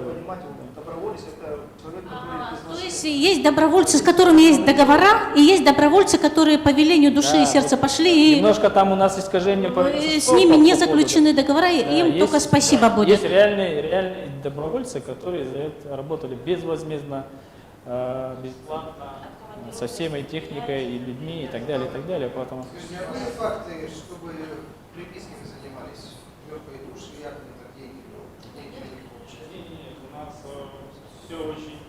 Ну, мы народ такой, что мы не тушим лесные пожары бесплатно, да, в основном, и таким образом у нас не поступает. В основном у нас все... Нас каждый год проверяет Россельхоз, да?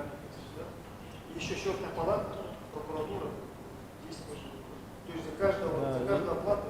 И сейчас Следственный комитет нас проверяет, и прокуратура проверяет. Но мы... Лучше бы они душить пошли. Да, и традиционно мы, закрываем лесопожарный сезон, и уже начинаем отвечать перед надзорными органами. Ну, у меня вот два вопроса, да, у нас. Говорили о том, что вот Валежник, да, вот ситуация такая есть. На Амском районе произошло 26 пожаров. Из этих 26 пожаров сегодня зарплату получают за 18 пожар. В этом году как никогда работа организованного слаживания идет очень хорошим темпом. Спасибо, Юрий Никитич. Вот, ну давайте вот вернемся опять-таки к Валежнику, да, нашему. А вот ученые, кстати, Чиросов, наверное, это подтвердит, да, говорят, что пожары у нас были вызваны тем, что очень много сухостоя, с которым никто не борется, да. Ну, то есть это вот деревья, которые уже, они не товарный вид не имеют, да, и что вот с этим делать? То есть, может быть, надо дать уже вот селянам, грубо говоря, возможность ехать и бесплатно его, не знаю, с одной стороны. Но с другой стороны, вот ситуация вот, со сгоревшим лесом, который у нас миллион гектар есть, да, сейчас вот предлагают якобы корейская фирма Украины, из него будут там делать какие-то ручки для оружия, да, чтобы такого было. Вот как дальше так будем в будущем, что мы будем делать с этим делом? Вот эти вопросы будут решаться или все просто так у нас останется? Да. Валежник бесплатно? Ну, валежник нет, но вот сухостой как сухостой, да. Но здесь должна быть плата, вы поймите, что под видом валежника, вернее, под видом сухостоя можно потом проблем. Вообще ничего не слышно. Ну, вот опять-таки мы о лесниках можем говорить, да, вот они же могут ходить там, в делянках, что все эти вот вещи, и давайте вот рубите, пожалуйста, чтобы у нас не было пожаров, чтобы не было таких мобилизаций опять-таки. На сегодня существует закон, лесной кодекс, он требует такого порядка. То есть пока А так болезненником считается дерево, которое полностью упало и не растет. Да, оно дается бесплатно. Оно там никаких... Нет, мы вот говорим о сухостое, который вот стоит, да, сейчас, и вот ученые утверждают, в части что это сухостоя я добавлю, что здесь необходимо добавить государственное финансирование за счет субвенций. Мы ежегодно проводим санитарные рубки, но это лидер в сравнении с тем, что необходимо делать в республике. Да? Вот те программы, которые у нас прошли, вот миллионы гектаров, да, сейчас надо заактировать, по идее, да, что реально, вот что произошло. Еще должно быть да, лесопатологическое обследование, потом должен быть акт составлен. И потом уже какой-то в акте должно быть прописано, что мы там должны сделать. Или санитарную рубку сплошную, или выборочную, или что там сделать. Ну, мы это успеем до следующего лета сделать, потому чтобы у нас опять началось. Но сейчас на уровне правительства запланирована экспедиция в горный район, ближайшие населенные пункты, чтобы ученые должны определить влияние этого пожара на животный мир, на растительные ресурсы и на мерзлоту. У нас есть такой, называется Центр защиты леса. Вот я помню, сколько я работаю, всю жизнь мы добивались, чтобы у нас был Центр защиты леса, он занимается лесопатологическим мониторингом, борьбой, чтобы он был в Якутии. Сколько писем было со времен, я помню, и Штырова, и Николаева написано: откройте в Якутии Центр защиты леса, потому что у нас 1/5 часть лесов России. В итоге что у нас сейчас? Есть один отдел лесопатологического мониторинга, который подчиняется Центру защиты Бурятии. Ну вот смотрите, где Бурятия и где Якутия, да? И вот этот малочисленный отряд лесопатологов, а их всего там, наверное, не знаю, человек 10, наверное, да? Они сейчас должны провести лесопатологическое обследование, мониторинг. Если они не дадут этому лесничему, Джолустару Ивановичу, заключение о степени, низовые пожары же не все хлебостоев, о степени этого погибших хлебостоев, да, сколько там, выборочная рубка нужна или санитарная рубка нужна. Попробуйте туда залезть, а на следующий год еще половину лесников переставят. Половину в этом году, а половину на следующий год. Я хочу обратиться ко всем в студии сидящим, главам, добровольческому штабу. Добровольческий штаб, ребята, вы такие молодцы, вы на своей шкуре испытали какой-то тяжелый труд, да? Сегодня мне очень было приятно слышать слова, которые говорили, что мы работали под руководством профессионалов, они нас обучили, мы за лето очень большой прогресс сделали, да? Я хочу обратиться, да? Сейчас самое главное, люди. Если мы сейчас всем миром не ставим защиту престижа работников лесного хозяйства, профессионалов дела, да, мы на следующее лето опять будем в такой же, еще худшей ситуации. Никакие там увеличения численности, ничего не поможет, да. Если мы бок о бок работаем, да, пожарный надзор кому подчиняется, МЧСу, тот выписывает протокола об административном правонарушении на глав, на всех, тот же МЧС. Вместе работаем бок о бок, да, а потом следом за нами строчат штрафы по 25, по 40 тысяч. А по мирному я вам довела 25 миллионов. Главное, Поликарповна, мы целиком поддерживаем вас. вас. Поэтому я хочу обратиться, пожалуйста. Сейчас эти все дела дойдут до Верховного судей, да. Там проиграем, мы будем судиться дальше. Там до первой инстанции и так далее. Там мы своих людей будем отстаивать. А я прошу всю общественность, станьте, пожалуйста, на защиту. Скоро день работника леса. В общем, надо защищать защитников леса, получается. 3 воскресенья сентября 19 числа день, профессиональный день работников леса.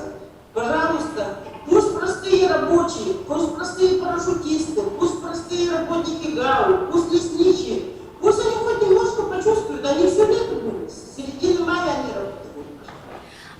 вопрос можно добровольцам задать. Мгм. Да, добровольцам. Простым защитникам леса. Вот сегодня среди нас находится командир самого первого отряда, который в Горном Лусе был, да, я вот вас по фотографии узнала.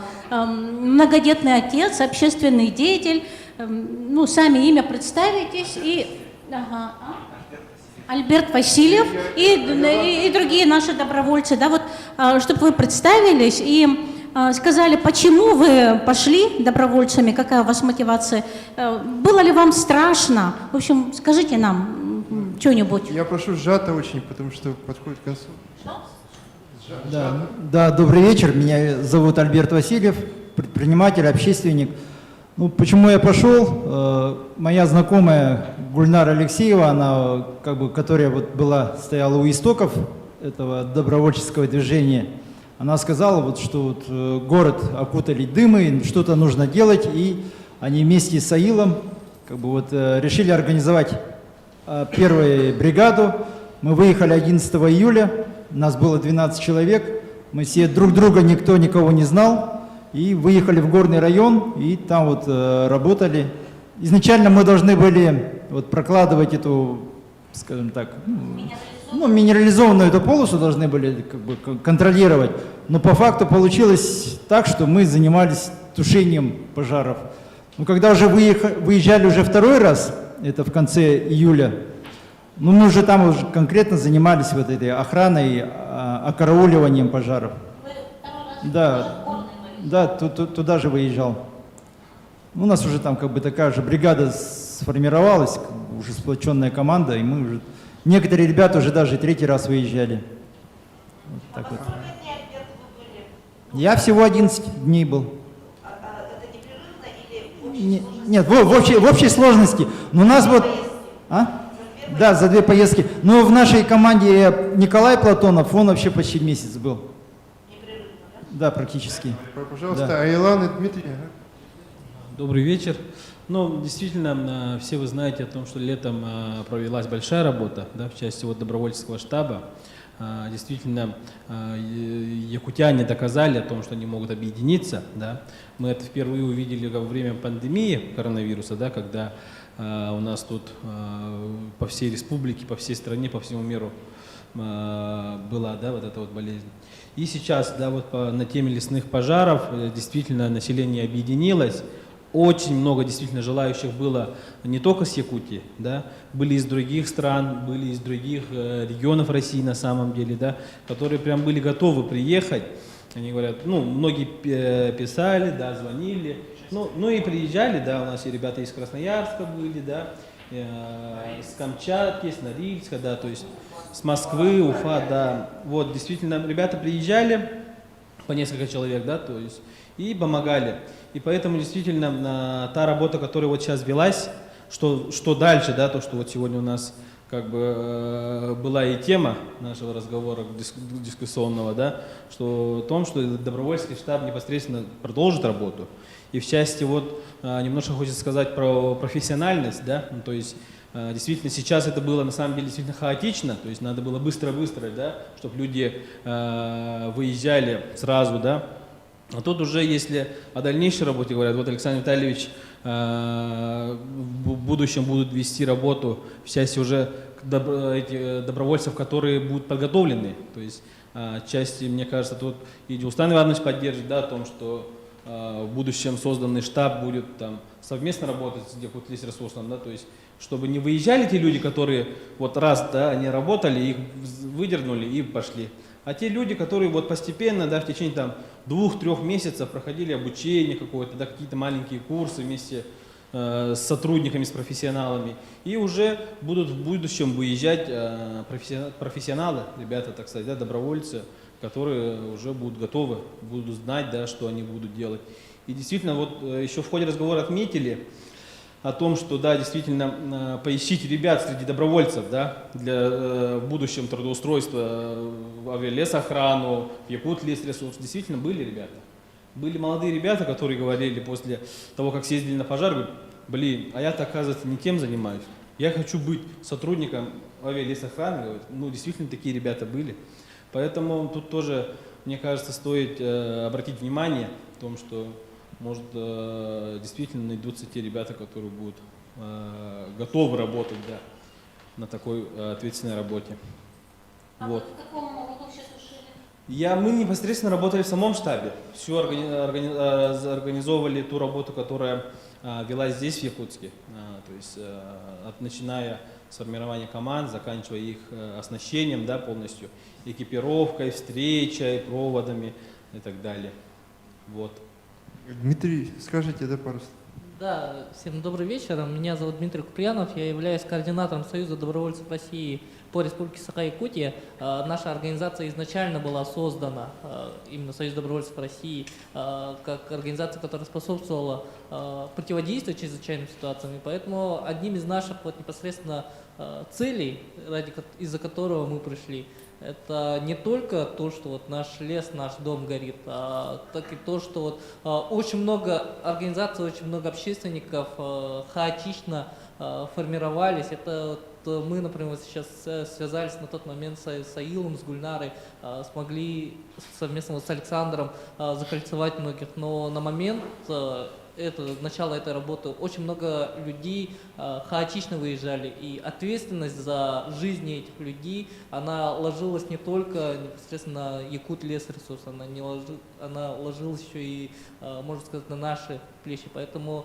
понимая ответственность ситуации, что люди выезжают, они бы все равно ездили.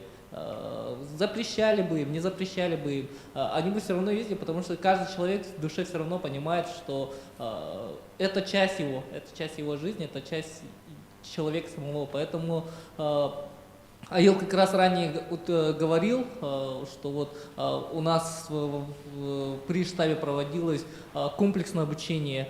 Непосредственно на местах лесничие проводили еще обучение. Непосредственно на место тушения пожаров, руководители тушения пожаров проводили обучение. Мы вели большую работу именно для того, чтобы этот момент держался на первостепенном уровне, чтобы этот вопрос был вопросом первостепенной важности. И обеспеченность этих добровольцев, чтобы они могли внести какой-то вклад, а это тоже был достаточно важный аспект. Конечно, были и личные интересы. Мои родители, например, мне было тяжело смотреть, как родители дышат дымом, было тяжело смотреть, как люди ходят в дыму в городе. И однажды как-то сказали, что пожар в Якутии начинается тогда, когда начинаются дымы в городе Якутске. Но когда я лично выезжал в Горный район, когда я лично выезжал в Намский район, я видел местных ребят, молодых ребят, которые на уровне тех же специалистов лесохраны тушили эти пожары, разбирались в этом, и в некоторых моментах они даже знали что-то больше. И поэтому... может быть, не больше, но во всяком случае разбирались в ситуациях, поэтому... Поэтому работа я просто к чему подвожу? К вопросу, что дальше. Да, вопрос работы этого штаба, лично я считаю, достаточно важным, оно должно быть, но оно должно быть именно в усилении помощи. И это должна быть именно профессиональная помощь, а не именно такая. Поэтому мы сейчас проводим работу именно по отбору, подготовке людей, профессиональной подготовке. Скорее всего, это будет совместно с лесохраной, с вами. Скорее всего, это будет вместе с лесресурсом. Для того, чтобы потом эти люди могли быть частью лесресурса и лесохраны. Спасибо. У нас еще есть ученый. Минуточку. У нас еще есть ученый Михаил Михайлович. Ты на связи, да? Михаил Михайлович, ты можешь? Я, во-первых, очень рад, что этим летом, можно сказать, на острие борьбы оказались и профессионалы, особенно, которых сейчас видим, это представители кафедры экологии, Сильцев Сергей и Шон Рустам. Я их знаю еще со студенческих лет. И то, что общественность поднялась, это все великолепно, но я хотел бы вернуться к мысли Светланы Поликарповны Мостовой. Во-первых, лесники, как и лесные костюмы, помнят все, у них все откладывается в памяти, в годичных пользах, и по годам они все знают. Она упоминала про... И до этого мы много проводили круглых столов на федеральном, на публикациям, распространяли, просвещали. В Якутии особый регион, и, конечно, здесь особое отношение к лесной службе было, есть и должно быть. Но этим летом я, честно говоря,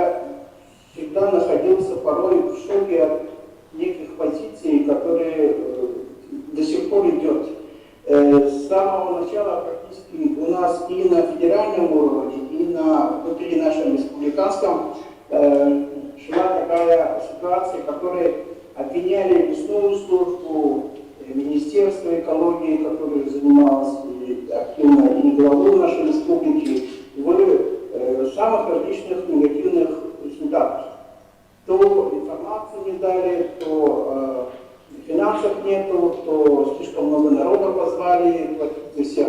Я столько негатива получил за эту ситуацию, и тут я вижу, что большая просьба блогерам.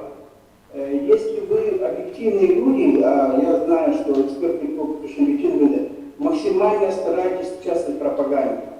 Я нахожусь в группах, в которых есть самые противоречивые ситуации. Там меня какими только словами не называют, я держусь, я там остаюсь, и большая просьба поддержать лесную службу и в реальности на пожарах всегда было то, что я главнокомандующий, это лесная служба.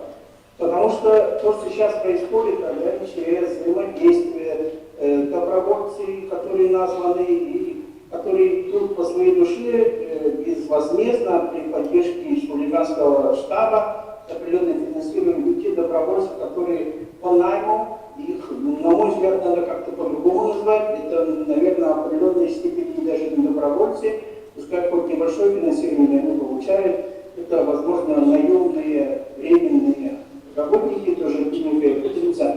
Надо как-то сплотиться и в реальности осуществить ту мечту Сергана Поликарповна, что поднять значение работников лесного хозяйства на очень высокий уровень. И вот когда мы разговаривали, такая ситуация была, что лесник, лесничий, это подобно хирургу во время операционного операции. Во время операции нельзя его трогать, врываться в операционную, требовать, изъять документы и так далее. В результате у нас такое происходило. И очень правильно говорят, вот просто пишут предписания, административки и так далее. Люди имеют небольшую зарплату, им еще по 20-30 тысяч штрафов выписывают. И судебные процессы, это нервозность, это фактически по рукам бьют. Поэтому хотелось бы, и на всех уровнях мы это говорили, пропагандировали, порой даже МПР Российской Федерации тоже на место нужно ссадить. И вот, например, мы считаем, что наука в этом году последовательно объясняет, что леса в Якутии горели, горят и будут гореть на самом деле. И это объективная реальность, просто нужно умело подготавливаться к этому вещи. Даже могу сказать, в 18 веке Витов Беринг шел по Охотскому морю фактически в стене огня, и об этом исторически зафиксировал в 18 веке, в 1737 году. И пожары были даже не менее мощные. Просто в старину, на самом деле, порой наши предки были очень осторожными. Никогда вокруг, прямо внутрь леса и близко от леса дома не строили.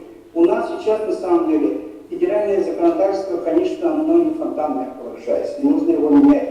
Но порой происходит, что и администрация на слегка объявили, дают строиться там, где, в принципе, нельзя строить.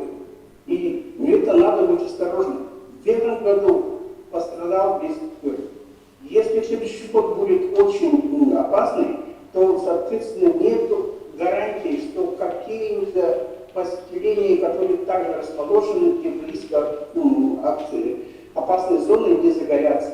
Нужно сейчас провести некую инвентаризацию уже силами МЧС, потому что это не задача лесохраны, это задача МЧС внутри. И на самом деле инструкции, вот правильно Олег Желудин сказал, что инструкции-то известны, проработаны, и порой мы буквы не читаем, мягко выражаясь, и инструкции не выполняем. И в этой ситуации потом идут разборки, кто виноват. А в конце концов виноватым оказывается глава республики. Лес федеральный, а виноват глава республики. Сейчас это вообще превратилось в политический вопрос.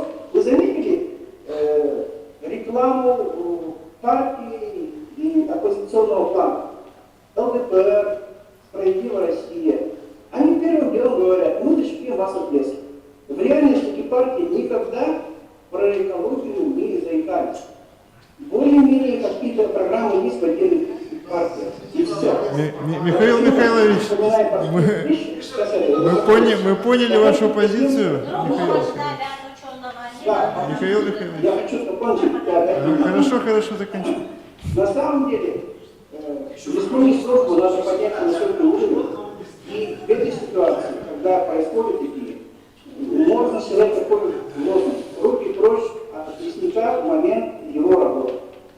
Пускай не дергают его никогда во время щип.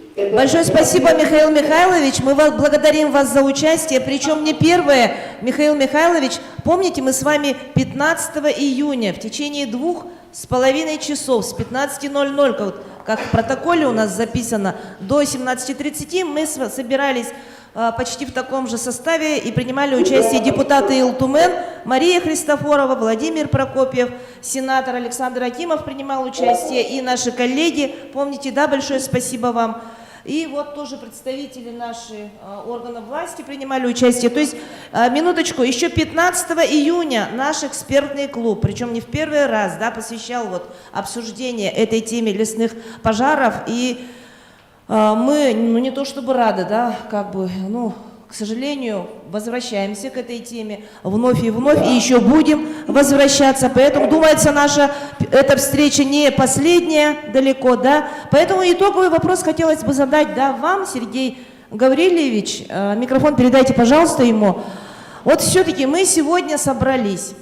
Уже который раз обсуждаем. Вот мы с Сусанной Рожиной и другими коллегами с Арктик Пост выезжали. И с Сусанной мы несколько раз в Вилюйскую зону районов выезжали, да, самые первые.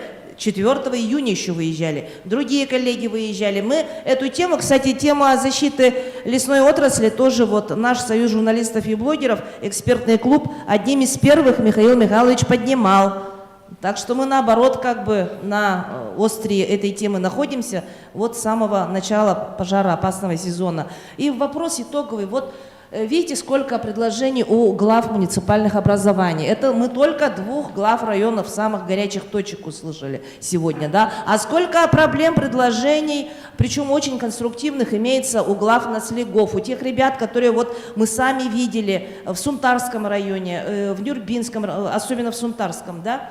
Они вот на вездеходах сами, вот вместе с РТП, они находились, мобилизовали население, вели за собой людей и мобилизованное население. Вот скажите, с людьми поговорить, вот добровольцы сколько предложений вносят, у журналистов тоже свои мнения, у экспертов. Будет ли какое-то итоговое обсуждение, вот не разбор вот полетов, да, а как-то вот власти и общество, как они смогут выстроить диалог, будет ли вот это все после того, как пожароопасный сезон завершится? То есть, может, форум добровольцев проведете, там, не знаю, в октябре, там, в ноябре, или вот какое-то общественное обсуждение, но именно инициированное властями общества. Будьте добры. Да. Подведение итогов. Здесь могу какое я сказать, будет? вот нет худа без добра, да. Вот нынешняя ситуация у нас, скажем так, Москва, федеральный центр, да, наш, уже вот неоднократно разбирал этот вопрос, и уже мы ощущаем некую вот поддержку, именно как Республика Саха-Якутия, да. У нас сильное внимание обращает наш руководитель Федерального агентства лесного хозяйства и министр природных ресурсов и экологии Козлов, да, Александр Александрович. И в части, вот, в том числе финансирования, уже выделяя от других субъектов, наш регион, они уже как бы каждый раз те совещания, которые вот неоднократно проходили, они вот эти вопросы уже, пример приводят вот на территории Якутии. Мы же как бы, в сравнении с другими субъектами России, мы... Предложения главы республики были поддержаны. Да, все предложения, да? Там на уровне президента у нас совещания были, и вопрос даже рассматривался по передаче обратно же на федеральный уровень. То есть и сам президент этот вопрос поднимал. То есть мы внимание обратили, можно сказать, на наш регион, и будем надеяться, что вот это внимание не останется без следа. То есть и в части вот... Конкретно правительство республики, оно внесло письменно же свои предложения. Да, конечно. А когда ответ на них ждать? И предложение глав районов... Сейчас, конечно, сложно сказать, когда точно ответ будет. И я, конечно, позицию глав понимаю. Конечно, существует закон, лесной кодекс, да, у нас вот эти в части муниципальных вопросов, да, там как бы этого нет. Это надо признать. По лесному законодательству надо работать. Конечно, У нас регион особенный, свои, там, своя территория, своя там, никак сравнить там, с теми же там, центральным регионом Российской Федерации. Поэтому здесь надо вот, с учетом нашей региональной особенности именно применять. Те же сельхозпалы, они все как бы, их надо вот именно с четкой точки зрения контролируемого сельхозпала, мы считаем, он необходим. И это вот надо тоже федеральной повестке этот вопрос поднимать. И на этом тоже акцентировать надо. Оно имеет свою определенную тоже как бы значимость для республики, и в том числе и сельское хозяйство. И поэтому работа идет. На вопрос, что будет дальше, конечно, само собой, конечно, вот вопрос увеличения численности, там, приобретения специальной техники там, для тушения лесных пожаров применять. Этот вопрос уже прорабатывается. Сейчас мы по линии поддержки ощущаем, по линии Росрезерва мы уже приобретаем технику. Вернее, нам как бы выдают, мы уже доставляем Якутию, пару техники уже доставили. Сейчас по линии Минвостока развития, там Трутнев нас поддержал, тоже вот 150 миллионов сейчас выделили, точнее 149, да. Будем приобретать технику дополнительно. И по нашей линии тоже национальных проектов экология дополнительно будет приобретена техника еще и в этом году, и в следующем году. То есть уже как бы, как я сказал ранее, уже мы ощущаем некую поддержку вот, из-за той ситуации, которая вот была в этом году из федерального центра. Понимание есть у них уже. И вот начиная с первых чисел уже здесь побывали все руководители вот на федеральных структурах. Федеральная лесохрана, там все руководители приезжали, Рослесхоз приезжал, министр уже приезжал. Так что мы с ними работаем уже и будем надеяться, что у нас будет... Это же, как сказать, пожар, он... Как война, да? Все равно. Война без выстрелов, да. Это цитата Дмитрия Садовникова, еще вот как раз на нашем первом большом обсуждении. Да, наши работники все, как бы, по сути, можно в кавычках на войне должны быть все подготовленные люди. То есть я с коллегами Владимиром Сергеевичем согласен, должны быть специалисты, обученные, подготовленные, соответствовать должна количество людей, которые требуются для работы на войне, да, в кавычках. И, конечно, техника и так далее, и так далее, и так далее. То есть тема лесных пожаров, дорогие друзья, вы, наверное, согласитесь, она поднимает целый пласт других вопросов и проблем, как то, например, подготовка кадров, вопросы лесовосстановления, да, создание лесопитомников, целый комплексный подход. И еще раз, наверное, не последняя наша встреча, и есть, я думаю, тоже коллеги с нами согласятся, а мы бы хотели очень попросить, чтобы по итогам, когда у вас официально закроется пожароопасный сезон, и вы итоги подведете, там, сверитесь с этими космическими данными, там, Рослесхоза и, как это правильно называется, ИСДМ. ИСДМ, да. Да. Пожалуйста, можно ли будет встретиться с журналистами, провести пресс-конференцию, тематический брифинг, что-то такое? И вот, пожалуйста, Иван, конечно. Мы всегда открыты, конечно. Я бы хотел дополнить, Альберт скромно умолчал об этом. Когда Гульнара Алексеева и мы начали работать, призывали добровольцев, мы практически работали с колес на машинах и по телефону. Альберт тот человек, который предоставил свою базу, на которой мы действительно формировали, собирали гуманитарную помощь. Оттуда мы направляли уже вторые, третьи группы. Альберт об этом, конечно, скромно промолчал. Также я хочу сказать, что Александр... Да, Александр Жураковский, когда появился, значит, мы расширили масштабы, он стал уже привлекать более таких значимых, за его плечами большие проекты, поэтому это было... Да, и мы практически на больший уровень вышли. И когда Людмила Валерьевна Николаева появилась в нашем штабе, у нашего штаба появилось еще больше такое новое дыхание, еще более высокий уровень. Поэтому я хотел сказать, что хотя тут Чиросов несколько прошелся по партиям, да, на самом деле у нас собрались представители различных партий, и мы за это время негласно между собой договорились, что мы все свои партийные дела в сторону отводим и не занимаемся вообще ни агитацией, ничем. Я думаю, что вот та формула, да, консолидация, объединение. та всех форма нашей сил. работы, да, мне кажется, которая сформировалась в момент работы, когда и органы власти, и общественники, как так называемые даже оппозиционеры, да, когда все объединились вокруг одной задачи, которая стоит перед республикой, да, во главе с нашим Илдарханом, вот эта формула, мы ее не должны растерять. Решение любых глобальных вопросов Вот для этого-то, да, проходить именно на уровне. Предлагаем провести вам итоговое тоже подведение своих итогов. Форум добровольцев проведите. Журналистов пригласите. Вот идея мне пришла только что. Да, вот вижу, и нам бы хотелось с вами пообщаться, и вам с нами. Да. И это надо Форум добровольческого штаба давайте проведем, а отдельно органы власти, пожалуйста, официально, брифинг тематический, пресс-конференцию. И эту формулу можно использовать и в Да, мы еще с тобой обсудим это отдельно. Еще раз большое спасибо всем участникам и тем, кто подключался по видеоконференц-связи, дорогие друзья. Еще будем обсуждать эти темы и вопросы, да. И, конечно, сегодня хотелось бы сказать огромное спасибо, человеческое спасибо не только вот добровольцам, добровольческому штабу, да, но и специалистам, правительству республики, руководству республики, потому что вот лично я своими глазами видела, как сутками пашут в любое время суток на связи.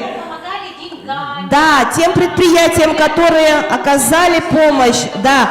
И вот, да, это действительно вот как народная сила, очень огромная помощь оказана, да, все объединили свои усилия, но сказать, что власти, допустим, где-то не доработали, это тоже нельзя говорить, потому что вот мы все видели, как работали Садовников, прежде всего под руководством Айсена Николаева Садовников, Сахамин Афанасьев, Джулстан Хон, вы жили, по-моему, в Макарасе жили, да, почти сколько времени, Джулстан Иванович, или я путаю село? Вы же почти там, да, неделями все вот, да, бросив свои семьи, личные, вообще вот текущую работу, да, все были мобилизованы на теме лесных пожаров, равно как и наши добровольцы, и мы, журналисты, тоже вот, думается, не последнюю роль сыграли в освещении публикаций и государственных СМИ, и негосударственных. Так что еще раз огромное спасибо. Давайте встречаться, дорогие друзья, на этой доброй волне.